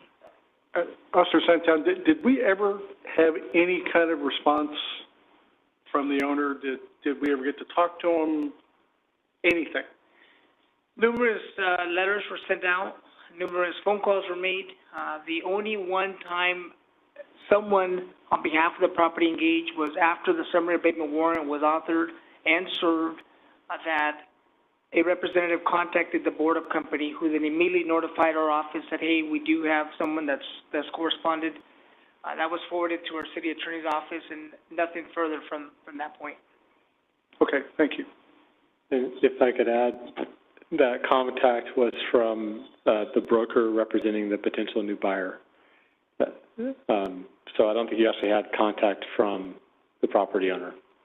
Would it be potentially a good idea for us we approve this action, and we send the owner a letter and said, we've approved this action, we're going to lien this property no later than the 1st of June, and basically make them an offer they can't refuse. It's like, after the 1st of June, you're going to owe $66,000 out of your cut, and commercial values are going to go down. So he's got to make a decision. So maybe this expedites, puts a fire underneath them to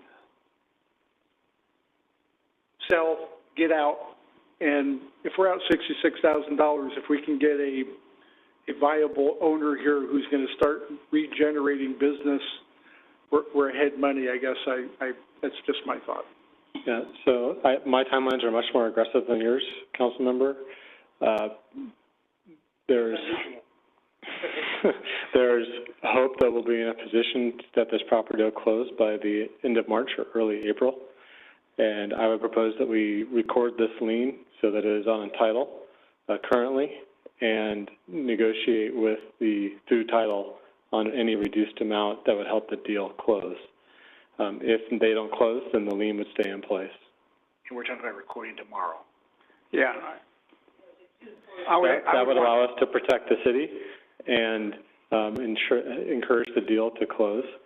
Whereas if for some reason someone walks, we're still protected and have our lien in place. So if we lien the property, the new person is looking at it, we can reduce our lien. We can let it. Okay. The title company. We'll have leverage as soon as possible. Yes, that'll work. So you want leverage, but let's do it as soon as possible. But no, let's do it. You're right. Let's go for this route. Well, Corporal Santa, thank you for your diligence and patience in dealing with this enforcement. I looked through it, and there were May and then June, July was missing. Is there a internal process in which we go out every 2 weeks, we respond every month, so that the citations are more consistent, or is it more based upon, okay, there's a call? Because not that you don't have enough to do, but is there something like that? There is, and in this case, it was based on the circumstances and the actual location itself. For instance, the time that it was reported to our office, hey, we have a structure fire in the fire department's there, then we're going to up the frequent visits to initiate the citations. Other times where we have reported break-ins, other times where we have our B corporal or assigned supervisor for that area, and his officers indicating we have now an attractive area for transients to break in, use drugs, to then squatter inside of this structure. So as the issues progressively got worse is when we got a little more assertive with the delivery of our citations. And it sort of in line with Councilmember Ashbeck, are there citation, how we issue these, where it's electronic after a while, where it's using less of manpower, where that it's not, then it goes out. We can always waive it, but at least it's just done. It seems like it's the same, it looks the same every time. So instead of having someone write every single time, and I don't know what happens, do you deliver it or do you mail it, but where it's just electronic, or how does that work? And do we have something, or thinking about something like that internally to move forward? Internally, as a police department, we do have technology that is being used currently regarding the citation, the issuance of citations, if you would. Our traffic enforcement unit, for instance, they use that technology already. For our code enforcement, I require our staff to before they issue any citation, to re-inspect the site every single time to ensure that the violation, one, still exists, and two, that we're complying with whatever, we're identifying the elements of the issue itself, whether it's a safety hazard. In this case, it was graffiti, it was the attractive nuisance of the property, it was the broken windows, and things of the sort. So after the inspection's done, we are required, and I do require staff to send certified mail to the property owner as required by procedure. And is my analysis correct in that the amount of citations would not equal the amount of staff time, meaning the amount, it's 1,000 only, whereas the staff time that you and your staff have put on this case? Is that pretty accurate? In other words, more than, say, the 11,000 or so is only for actual cause of that, but the actual citations, is that pretty accurate? Or have we expended, as in time and manpower, much less than 54,800? I don't have an exact figure, but I would say the most costly was the day of the summary abatement warrant when it was served. We have building, we have planning, we have police, fire on site to assist with the actual summary abatement process. Prior to that, our meeting on site, and that was meant with good intention, not a mismanagement of time, to ensure that we put every lens on this location to ensure that, one, we're doing the right thing, and two, that we're coming up with the best plan to help address this issue. And more importantly is to demonstrate to the business community in that area that we do care. Yeah. And that whether we're the fire department or police department, we're there to be their voice, to listen to their concerns, and to take action. So the meetings, were they long? I don't believe so. We had a brief agenda and to the point. I think one of the meetings that went a little long was just enjoying a nice cup of coffee and a donut with the donut shop owner, just to show compassion on our end. But other than that, I would say it's equal, because of the time necessary to investigate this as thoroughly as we could. Thank you for that. This is for the city attorney. Is it possible for us to separate out the citation costs and levy, put something on for the city attorney fees, split these up? Because I would have to assume of the $66,000, we're probably got at least $30,000 in city attorney's fees to the departments. Would that be accurate? Well, the total amount up for consideration tonight, I think, includes everything that we can include for now. In the future, I was... Andy has the numbers. We have, I think Andy had mentioned earlier the hard costs and soft costs, kind of breaking that up. But as far as, for purposes of putting the lien on, we want to include as much as we can. Right. And then if we get to a point where we're negotiating down in order to have a payoff amount in order for the deal to close, then we can look at, and we have done in the past, where we've looked at, okay, how much of the $50,000 or whatever is just fines and penalties, and how much of it is actual staff time estimated and hard costs and perhaps city attorney costs or court costs. We had to go get an abatement warrant in this particular instance. So we do look at that. We do separate that kind of internally, I guess, yes. Okay, thank you. Any more questions? Anyone from the public wishing to comment on this item? On the web? None. I'll bring it back. I'll make a motion that we lost it. Oh, right there. Confirm the assessment for the cost for the abatement of nuisance at 30 West Shaw Avenue, as reported by staff. I'll second that. I also have some comments and maybe a question. Sure. Thank you. So, Scott, I think to Lynn's point, I mean, trying to find that balance related to not too quickly, going after an action like this, but not waiting too long is, I'm feeling as though, and if it was said, maybe I just missed it, but do we feel like this was kind of the sweet spot for bringing this resolution to the council, or are we do we feel like we're a little late or maybe even a little early? And how can we kind of, figure out where that sweet spot is? I wouldn't say this is the sweet spot. I think it's still a little bit long. And I don't like getting to a point where we've got over $60,000 in fines. But there is that tug between trying to get compliance. I mean, ultimately, I think compliance is the key to code enforcement. That's at least been our practice, is trying to get compliance. And if that's after 5 citations or 10, that's great. But if we get to 20 or 30, it's probably beyond the point where we're going to get compliance at that point. All right, so if we can maybe keep that in mind for the future, that absolutely. And then, Jesus, I really do appreciate your approach to this work, making sure that somebody actually does go out there to check it out. I think it just makes for a real nice, I'll call it, record on our part, that we are, not just, throwing up our arms or just kind of, pushing a button to get another citation out there just to ramp up the amount of money that the city of Clovis is going to receive, but that you remain responsive in a personal way is, I think, pretty helpful.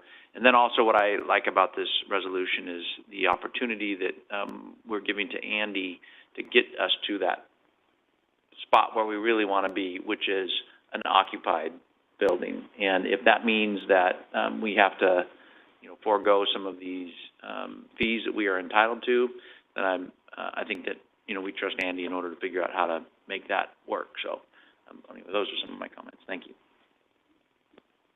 No, there's something, and thank you for keeping that commercial community involved and engaged, and you looking after them. So we have a motion and a second. All those in favor signify by saying aye. Aye. The motion passes 5-0. No nays. Next is item 10, consider approval of a resolution accepting and authorizing the submission of the 2021 General Plan Annual Progress Report, including the 2021 Housing Element Annual Progress Report, to the Governor's Office of Planning and Research and the California Department of Housing and Community Development. Staff member is our City Planner, Dave Merchant, and Associate Planner, Lily Shaw. Thank you, Mayor and members of the Council. As you noted, this item is the General Plan Annual Progress Report, accompanying the Housing Element Progress Report for 2021. The Annual Progress Report on the General Plan is actually required by state law, in particular Government Code Section 65400. The APR is intended to provide Council and the public with information on General Plan implementation. The Housing Element Annual Progress Report is really the key component, the meat of this APR process. There is no mandatory content or format for the APR, with the exception of the housing element component, and like most things HCD, that portion has very specific format and content requirements.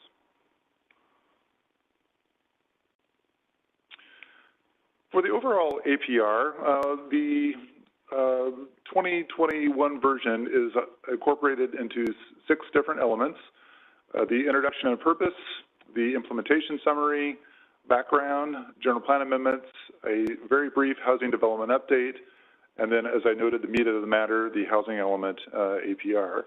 The first 3 bullet points are really pretty static. Those are going to be found without a lot of change in every APR that we do, and the information that's updated is generally going to be in the final 3 bullet points.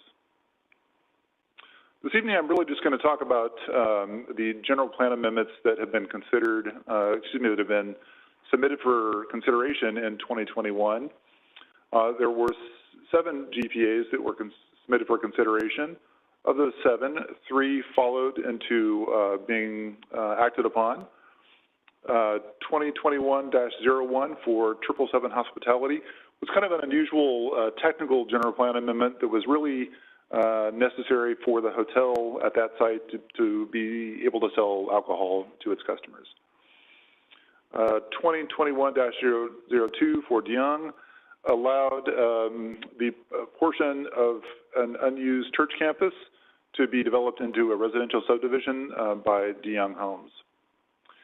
And GPA 2021-004 was for the fire station number 2 site, and that was really just a redesignation of the site from a commercial site to a public facility site, so not a whole lot there. The other 4 general plan amendments that were filed in 2021 have not yet been considered or submitted for action. The closest is the one on the bottom of the list, 2021-007.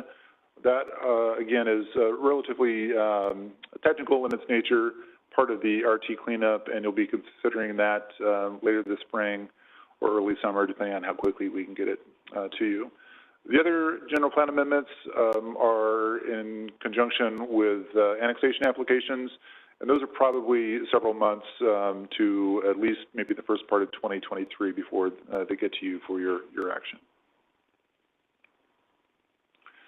As I've noted, there's not a whole lot required specifically for the general plan portion of the APR. Local agencies are encouraged to determine what relevant issues to include in the APR, and new issues and topics may be added over time, really at any given year. Our plan last year was to expand the scope of it. We really didn't do that this year. Are there any particular topics the council would like to see included? We can do that. Otherwise, it will be our plan to expand and add more information as we can over time. The meat of the matter is the Housing Element Annual Progress Report, and I'm going to have Lily kind of walk you through that process before we wrap up. Thanks, Dave. Good evening, council members.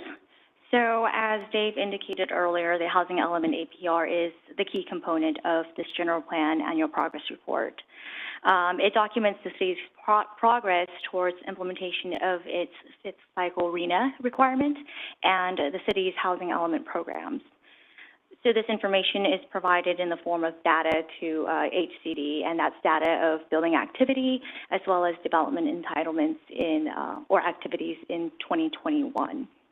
Again, the APR must be submitted to the OPR and HCD by April 1st of this year. So in the past, City Council had inquired on what the affordability for each income tier are, and so we asked our housing element consultant to provide this table showing affordability by income category just for your reference. So for instance, each income category has an allotted maximum household income, maximum purchase price, and maximum rental cost. For example, for the very low income category, the maximum household income is $34,950. The maximum purchase price for a home of that income category is $139,531. And in regards to rental costs for the very low income category, that's $874 a month. Again, this is just to give council an idea of the affordability criteria for each of the income categories. So this table here summarizes the progress that the city has made towards meeting its Cycle 5 RHNA requirements.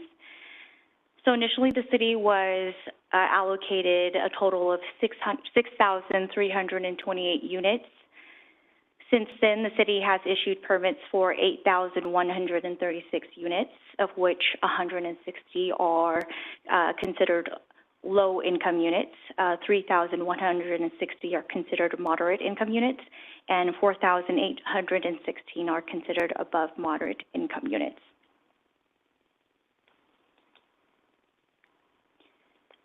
The city continues to implement its housing programs, which are all listed on this slide here. Some updates include the Affordable Housing Incentive Program. Council is aware that the recently Stanford Edition project that was partnered with Habitat for Humanity back in 2020 was wrapped up. In regards to the Home Repair Grant Program, in 2021, the city provided a total of 25 low-income households with the repair grants, and the intent is to correct critical health and safety related deficiencies in their homes. About $140,000 of CDBG funds were expended towards this effort. And then in regards to the Affordable Housing Development Impact Fee Reduction Program, in 2021, about was approved towards the Butterfly Gardens project. And that's the 75-unit supportive housing project over in the southwest area of the city. And that project now is under construction. So with that, staff is recommending that the City Council adopt a resolution accepting and authorizing the submission of the 2021 General Plan and Housing Element Annual Progress Reports to the Governor's Office of Planning and Research, as well as the California Department of Housing and Community Development. This concludes staff's report, and we are open for questions. Questions for staff? Bob? Yes, thank you, Dave and Lily. Can you go to the table which showed the RENA progress as of 2021? There's a distinction between deed restricted and non-deed restricted. Can you explain that to me, please?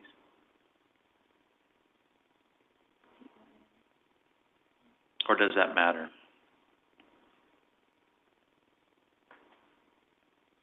I think for our purpose, it probably doesn't matter. The area where we're going to see deed restricted is in low and very low income, and that's really the only time that we have seen those projects develop is when they are deed restricted, generally through grant-funded or tax credit projects. So we don't have that denoted there, but I believe it's, maybe Andy, correct me if I'm wrong, anything in those categories is going to be deed restricted. Yeah, that's correct. It would be where there's public subsidy involved that requires a restriction on the deed to keep it affordable for 30 years or 55 years, depending on the funding source. And then when that time frame has been met, then there's no deed restrictions and the property can be sold or rented for whatever value the market determines. Okay. And then I'm curious as to what going to the previous slide, it showed, yes, thank you. So I'm curious what a rental of $874, and presumably this would be a new construction, and I don't know how you get to either a maximum purchase price of $139,531 or a rental cost of $874. I don't know how that works without any subsidy from the state. So let me just ask it more plainly. Is there an opportunity for, a builder to go out and build without government help a very low project? The opportunity technically exists. It can happen. Practically, I'm not sure that it can feasibly happen, but there would be nothing that would restrict a private development project from being built and offered for rent or purchase at those levels. But we haven't seen anything like that. I have not. And then Butterfly Gardens, I know that was mentioned. I'm afraid I didn't pick up on just exactly where that fit within the maximum rental cost, because I presume these are rentals. Correct. Go to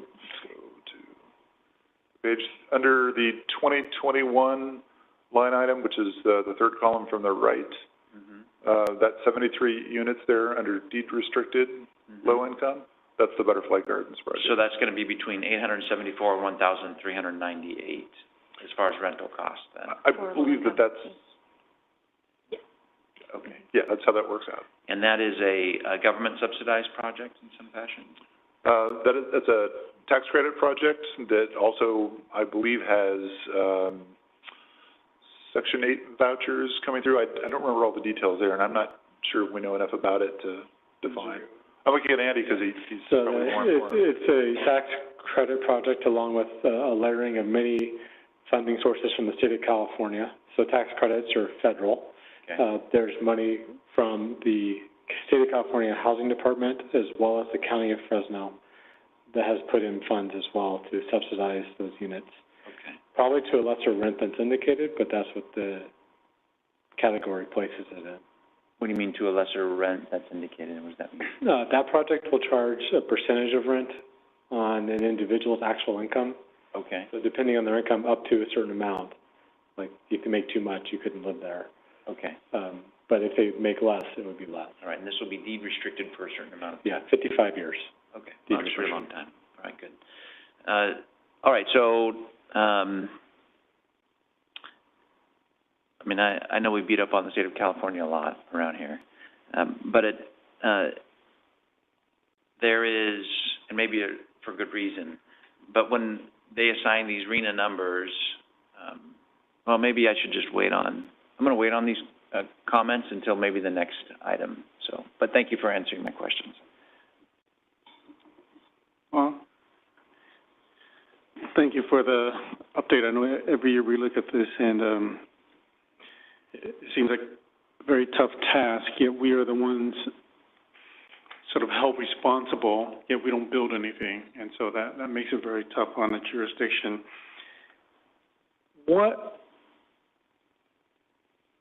Okay, so affordable is all three of these categories?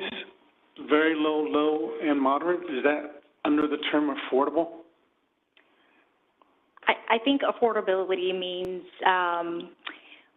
for each individual income tier, those specific purchase price or rental cost is considered affordable for each of those respective income categories. So yes, there are 4 separate income categories. Now, if you're talking about just very low and low income, Yeah. So in other words, a builder right now is building very affordable houses because a lot of the people can afford what they're buying. So does that make sense? I'm trying to understand, because affordable means if I make this much and I can buy that, it's affordable because I can afford it. But is that what the state is looking at us for? Or are they saying affordable, you're not making enough affordable housing because you're not making enough on the first 2 categories, low and very low? Because even the Solo Vita Commons didn't even get to very low. So no, housing authority can't even do it. So I'm trying to see what is that definition of affordability? Because people always come and say, hey, you don't have enough affordable housing. Get mad at housing authority too. They're not doing it either. So who is?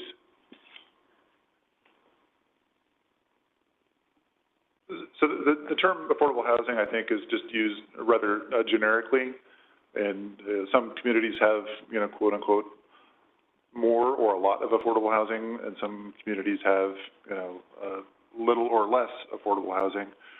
But for the housing element and reporting purposes, as Lily described, we're not really reporting on the generic term. We're reporting on the degree to which the housing that's been built is affordable to each income group.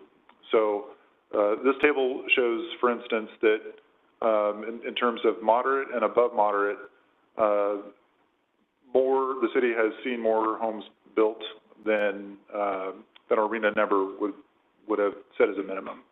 So we have met or exceeded our RENA figures for moderate and above moderate.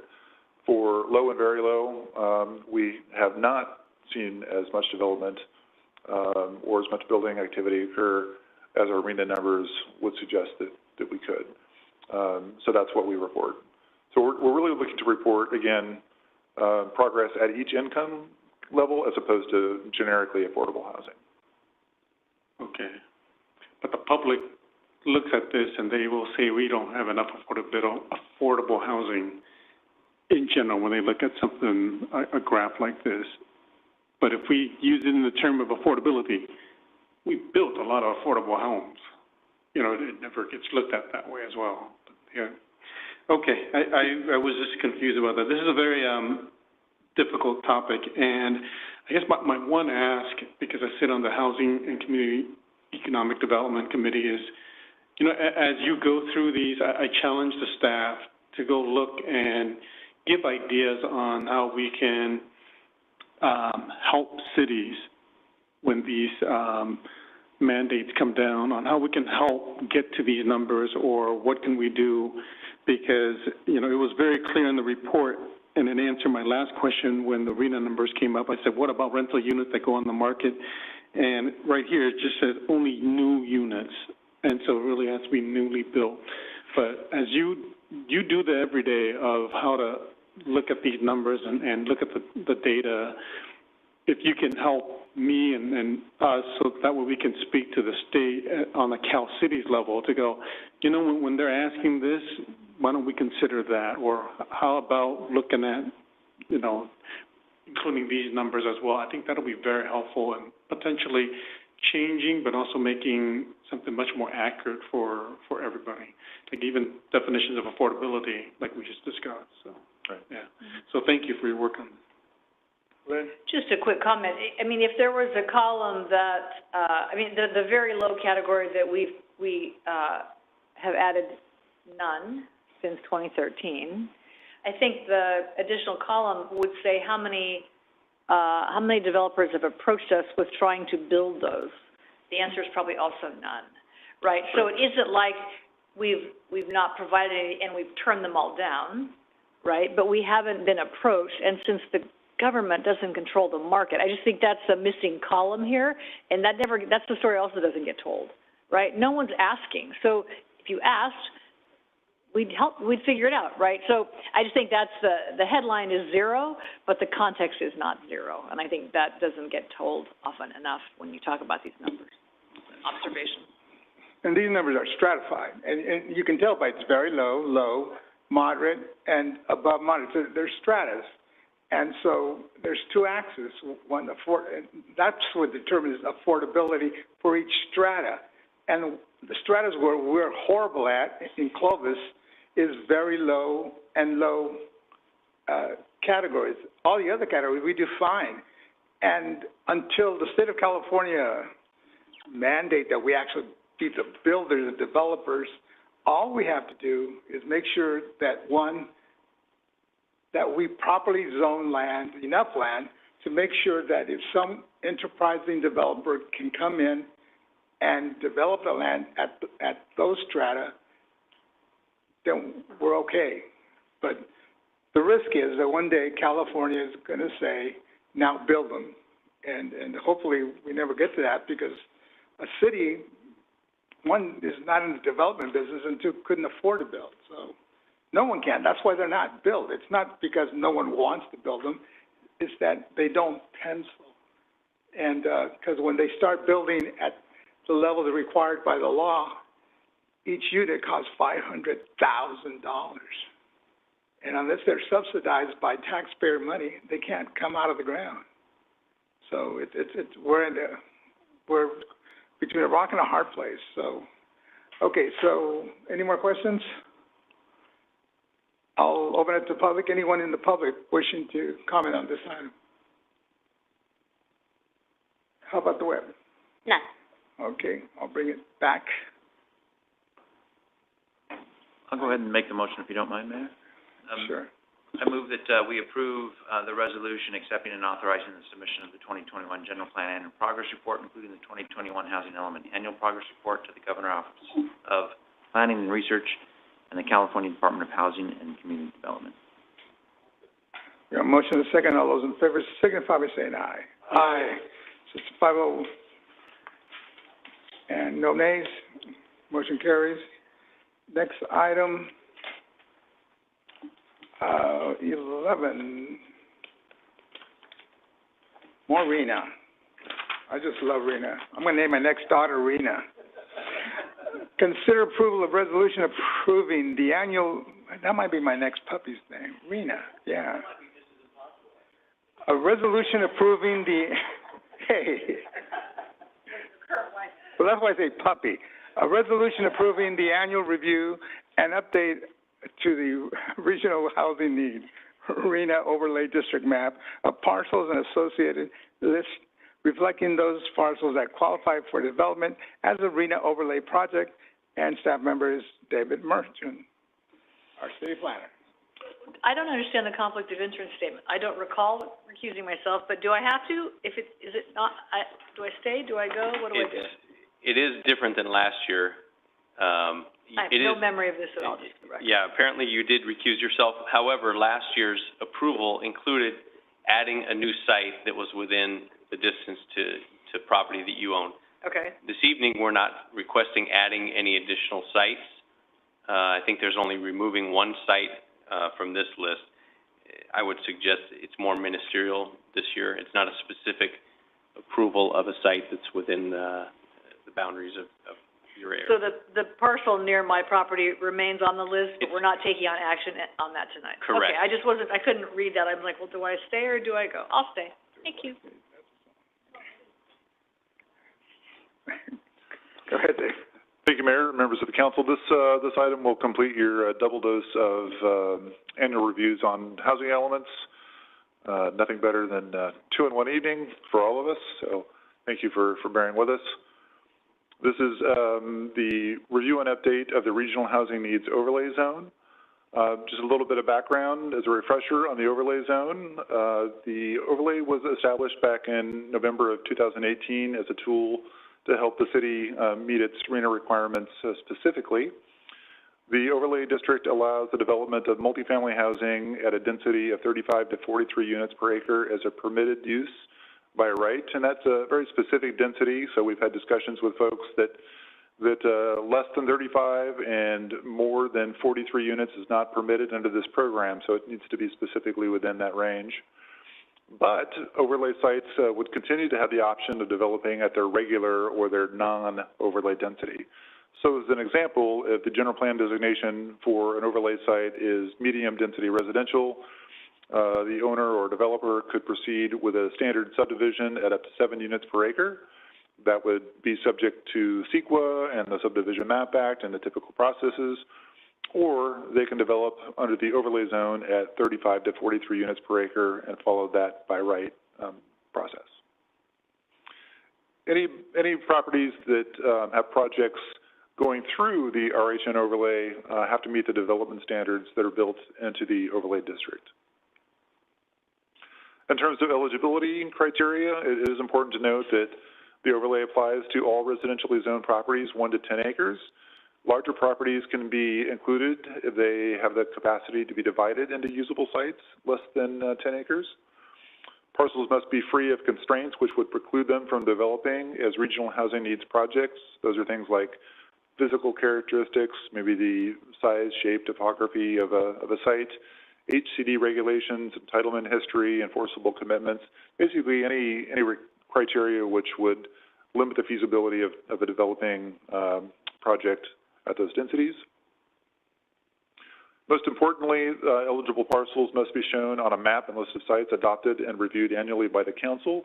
So even though this program broadly applies to all residentially zoned properties in that size range, they're not specifically in the overlay if they're not shown on this map and list of sites. During the annual review, parcels that are no longer eligible for development as RHN projects can be removed from the map and list of sites, and it's possible that new parcels can be added during the annual review. So the 2020 annual review, we started with 30 existing sites. There is one site, it is notoriously the one with a big X on it, site number 1. That's located just south of Shepherd, east of Clovis Avenue on Pruce. That site is being removed because it has been developed as a single-family residential subdivision. I think the density there is medium. Site is just over 3 acres. So that site has been developed as a subdivision, and so it's being removed from this map. There are no sites proposed to be added to the map, no requests to add any sites, and so we would have a total remaining number of 29 sites in our RHN program. And those would generate a capacity along with the public facilities program of about 5,700 units, which is well in excess of what our minimums are.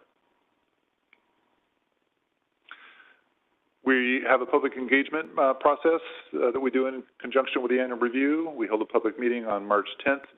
We published a formal notice in the Business Journal and had our standard listings through social media.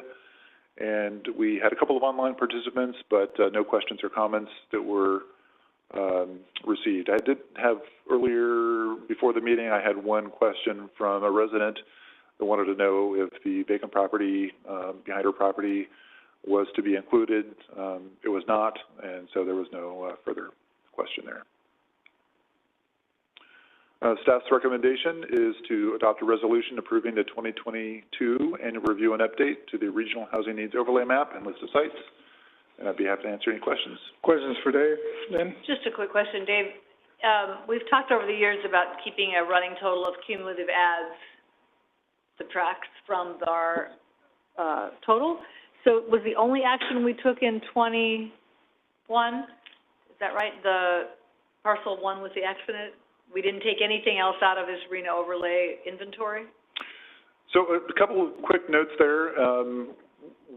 We added and subtracted a number of sites during the 2021 annual review. So this time last year, we took away several sites. We added a handful of sites. And then as we spoke more with HCD about the process, they confirmed that for this specific reason that we adopted this program, we're not required to do that detailed monitoring.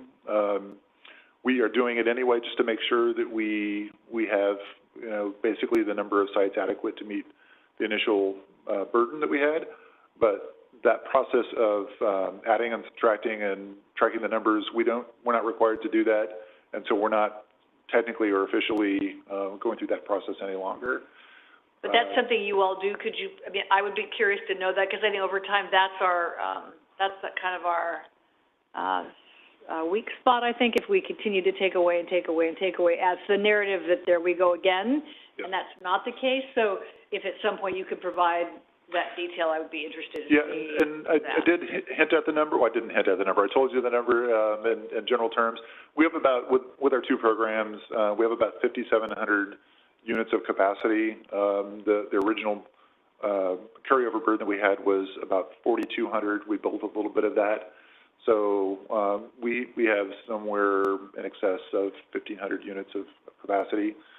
Part of that was that some of the sites that were, I think we labeled them last year as threatened because they had projects that were pending on them, just did not proceed or have not yet proceeded to the point where they are removed from the list. But they could be. They could have been last year. They could be in the future. So we'll continue to monitor those and let the council know and give you that option if you do want to add sites in the future. Okay, thank you. Bob. Thank you. So I don't know, Dave, this is a great question for you or maybe Andy, but we touched upon it in the last item.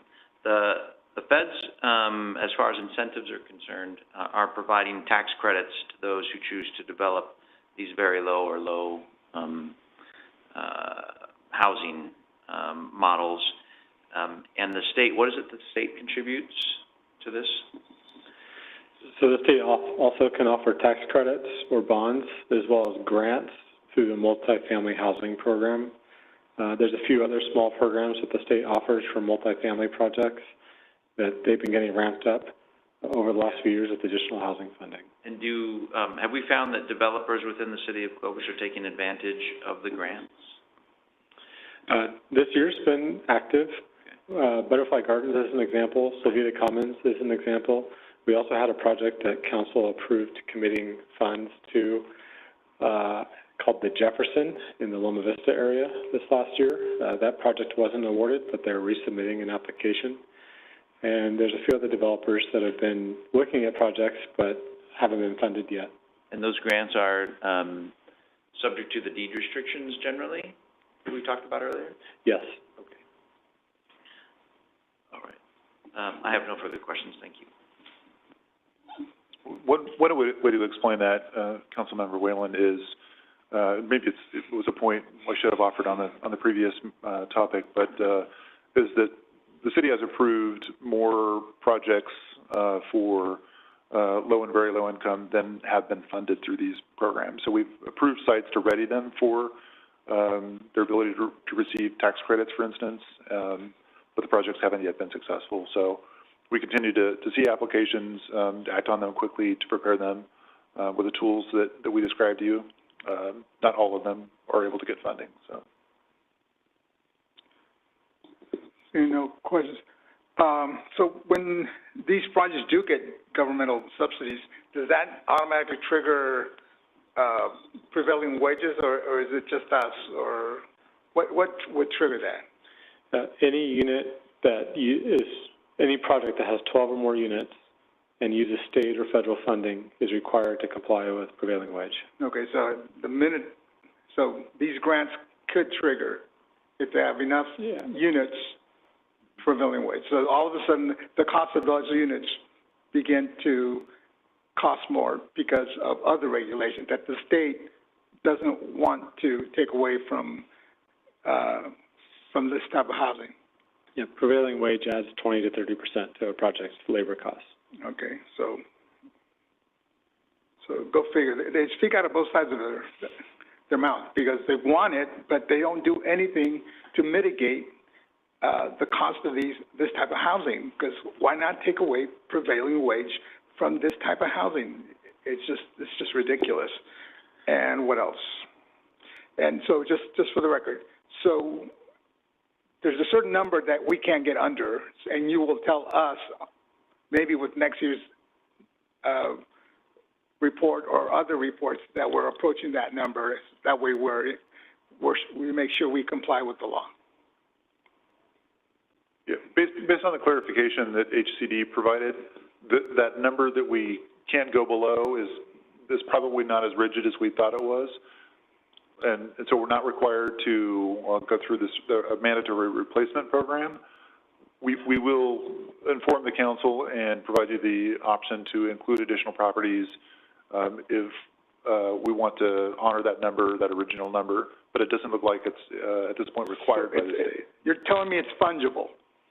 That there is no solid line, it's a fungible line. For this particular program, the particular number, the fourth cycle carryover burden, and I don't want to get into the weeds here. And we won't get in trouble. It can't be confusing. We verify that, City Attorney? Yeah, this number that Dave's talking about, the 4,200 units, I think is our, quote, magic number for that cycle. And again, in the staff report, as Dave mentioned, the capacity that we have under both programs is 5,700 units. So we're 1,500 units above that threshold now. But staff will continue to evaluate it over the next year. If sites get removed and we go to 4,500 units, we may come to you and try to add a new site or, suggest that we add additional. That's not what I heard. I heard that number is not solid. The bottom number is not solid. There's no threshold. If there's no threshold, there's no threshold. So it's a fungible number. It's something that you can be a little under, you can be a little up. What is it? I think, well, let me speak. Maybe Dave can correct me, but he's talking about the known net loss, I think, is what HCD, that was the original thought, is that if we lose a site, we have to then replace it with another site. We got clarification from HCD in the last year that is no longer required or not required for our fourth cycle carryover, which is the number we're talking about, the 4,200, right. 5,700. We're not required to replace a site to make up for that lost capacity. So in essence, legally, we can continue to creep down from the 5,700 number, but we still want to stay above the 4,200 number. Originally, we thought, last year at this time, we thought, let's say that 5,700 number, we had to stay at that 5,700 number because that's the initial capacity we had. We needed to maintain that initial capacity. HCD has clarified the real magic number, I guess, is the 4,200 number. We concur? It's not what I hear. That's not what I'm hearing on that side. Yeah, I will rely on the city attorney's judgment in that regard. It's always been a little less clear, and there may be varying interpretations of what HCD has described. But in the interest of my direction is that you guys get together and call the state and make sure, because I don't want another lawsuit. Because it sounds like there's conflict. Okay, I'll open up to the public here. Oh, Juan? It uses affordable again. And so now on this part, is it those three columns, or is it very low, low, and moderate? Is that this 4,200 number? Is that where? Yeah, this program was created to meet a requirement for low and very low, I believe. So those two. Yeah. So affordable is those two. Okay. And have we done an analysis, Dave, on how SB 9 potentially can make it where these districts can go away? Because if I can build 4 and I build 4 affordable ones, doesn't it take it away from the 35 units here and there? And that's by right, you know. So in other words, pretty much that's an overlay of 4 on every lot right now, technically, that they can do by right without anything. We're looking at how SB 9 affects the inventory for the next cycle, the 6th cycle. But at this point, because we've already met our 4-cycle requirement, we're not looking at that as a 4-cycle tool. Okay, but it will be something which will be analyzed now moving forward. Yes. Okay, thank you. Okay, I'll open it to the public. Anyone in the public wishing to comment on this item? Anyone on the web? No. Bring it back. I'll make a motion that we approve the annual review and update to the Regional Housing Needs Overlay District map. And I'll second that. I'd like to make a comment when Sure. appropriate, Mayor. I really find that this RENA overlay project that we've kind of agreed to is an experiment that is going to help us identify whether, in fact, there are barriers to developing very low and low housing within the city of Clovis, or really any community in the state of California. Because we do have federal incentives, the tax credit. We have state incentives, the tax credit and the grants, which have the deed restrictions upon them. And now one of the big criticisms that we hear, at least within some commentators, is that there's NIMBYism, which is preventing the development of some of these low or very low developments. And because we have this overlay project in place, which makes the decision ministerial and not one that is open for us as a council or even the Planning Commission to prevent from taking place, that barrier has now been removed. So the real question is it possible? In my view, we have created an opportunity to learn whether it is actually possible for very low and low housing to be developed, not just in the city of Clovis, but specifically for this experiment within the city of Clovis, but also, I think, statewide. And I think, Mayor, your comments related to how the state of California, appears to,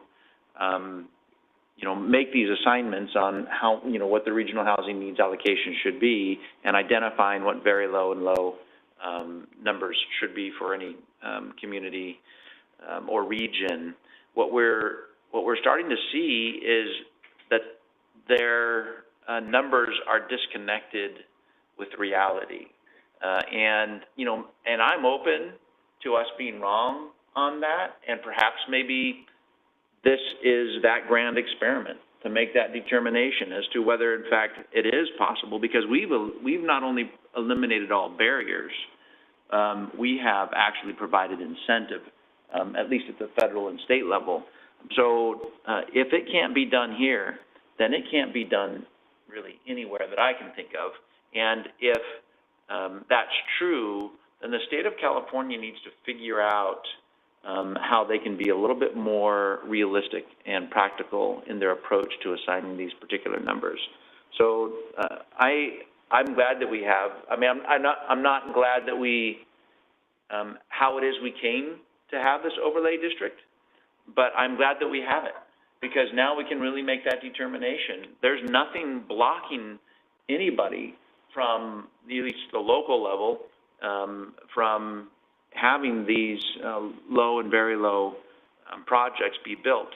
If there's a block, it is really, to kind of your points, Mayor, is that as soon as you receive grants, then you have to have prevailing wage, or maybe there's some CEQA, kind of rules that need to be modified in order to allow these projects to be built. And I know that they're relaxing CEQA a little bit through SB 9 for some of these types of projects to take place, but at the same time, it does not appear to be enough. So Anyway, I wanted to make those comments. I think we're getting to a point where perhaps maybe the state of California will understand where communities like the city of Clovis are coming from. We love all people in the city of Clovis. We welcome all people in the city of Clovis. That homes can't be built for very low and low is not a reflection of our desire or anyone's desire to keep people out. It's a reflection of the obstacles the state of California has put in place for these homes to be built. And I hope that they pay attention to what I consider to be an experiment here in the city of Clovis. So thanks for letting me share those comments. Thank you. And before I call the question, my comment is this, that we need to do a little bit more of what you already have done with social media. Publish that map some more. Let all the citizens of Clovis know where these overlays are, that they know that they're by right, and that if it's vacant, they might have this type of development next to it, that we have no say in the matter. It's a done deal. And this NIMBYism is over. If that overlay exists and someone can come up with the funding to build that particular type of housing, it's going to be built in Clovis because of what Bob just said. We welcome every kind of citizen here, and we've proven that. Now let's see if California, the state, and their wisdom will prove it too. Anyway. Yeah, I really liked your comment earlier, Councilmember Ashbeck, because it proves, and I think even on the staff level, on our level, we've never denied any project that has come before us. Yet, we keep getting labeled that we don't allow that, we don't allow that. But we have never, and I think that data point does need to be shown on next year's report. And so that way, just give them the extra, saying every time it came before this council and this staff, we've just helped them get to the end. And how do we do it? And how do we do it quickly? So, yeah, I really like that. Okay, so I'll call the question. All those in favor signify by saying aye. Aye. Aye. So it's 5-0. The motion carries. No nays in Clovis. Okay. But not on this issue, not on this item. City manager's comment. Nothing really other than a reminder that we're going to have a joint meeting with the Planning Commission on April 4th. Okay, April 4th. Council comments, Vaughn? I went to the, and this is a thank you to our Assemblyman Patterson for the freeway interchange dedication for Officer Pia Vang, because sheriff's deputies were there, Fresno PD was there, and the mayor. It just meant a lot, not just to all the men and women who, wear the badge, but also for a community that lost someone tragically. So that interchange, I think, will always stand and be a symbol for the people who lay down their lives for the rest of us to live safely, but also to a community that came here to America and embraced law and order and served the community. And so that it was good. So thank you for that. Thank you for going. Lynn? I was just going to comment. Joe and Drew and I had a chance to attend the service of David Cardenas today in Fowler, and it was as close to a presidential funeral as I probably will ever find in my life. It was a really remarkable testimony to a man I know is your friend for many years. I've had the privilege of working with him just recently, but just a remarkable experience. The streets were lined with people with flowers and little kids with signs, and oh my gosh, and the procession just went on and on. But for me as an elected official, I think what I take from David is he served with just pure humility and not a speck of ego, and only for the city of Fowler, period. Nothing else, and the larger community, but just a really remarkable man. So rest in peace to our friend David, and may we all learn something from that lesson of serving as in that capacity. But really, that town was just notably sad today. The whole town was sad. So it was a really privilege to be there, so I don't want to take you guys there too, but it was really wonderful. Sure. One more thing, on the other side that's not humble and brave, and sorry, David, we got a letter, another one, an anonymous letter. If you're listening on the web, stop sending anonymous letters. If you don't have the courage to put your name on it, I'm not interested in reading it. So it's the same type as last time, so I'm sure it's the same person. Appreciate your perspective, but would love to have your name. So it really is annoying if you're not brave enough to say what you think. So, sorry. Thank you, David.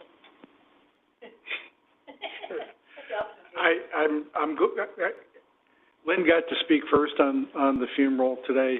I don't know if I could have said it better.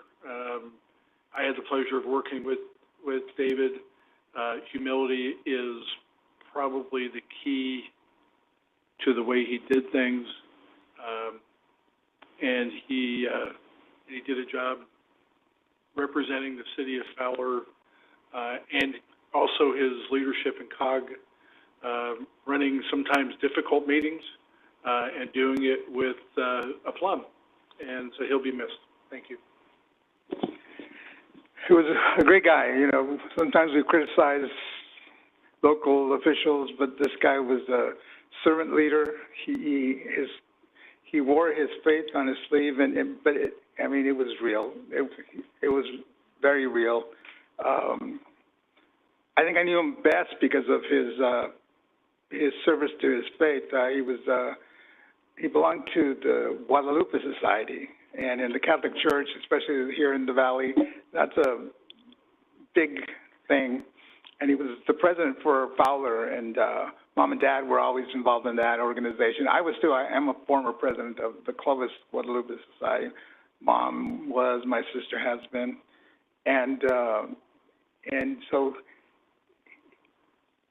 very humble, and it was real.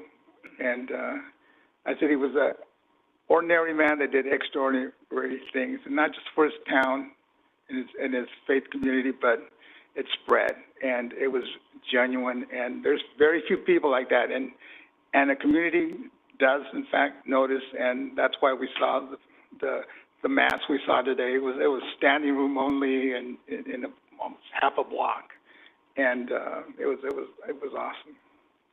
Anyway, he will be missed, and our prayers go to Anna and her kids for losing such a great man at such a young age. And I also participate in the dedication of the Veterans Home for Element Apr Humanity at 1403 4th Street, the homestead of my parents, and it was a great deal. I mean, that Delgado family was very thankful, thanked the council, thanked the city for everything they did to bring that house to fruition, all the work that Habitat did for them, and all the volunteers. So it was a great event, and it was good to see that a person who went to the Navy and served our country was a recipient of that home. I moved there when I was 4 years old, and lived until 20-some years later when I ran out to start a career and get married and stuff. So it was good to see that a deserving family got that property, and now we have the American dream. It was beautiful. So that's all I have. We'll move on to closed session, as we have a few items as printed on the agenda. I don't believe we'll have any reportable. No, we're not requesting any action tonight on any of the items. And we'll adjourn afterwards. Thank you all for coming.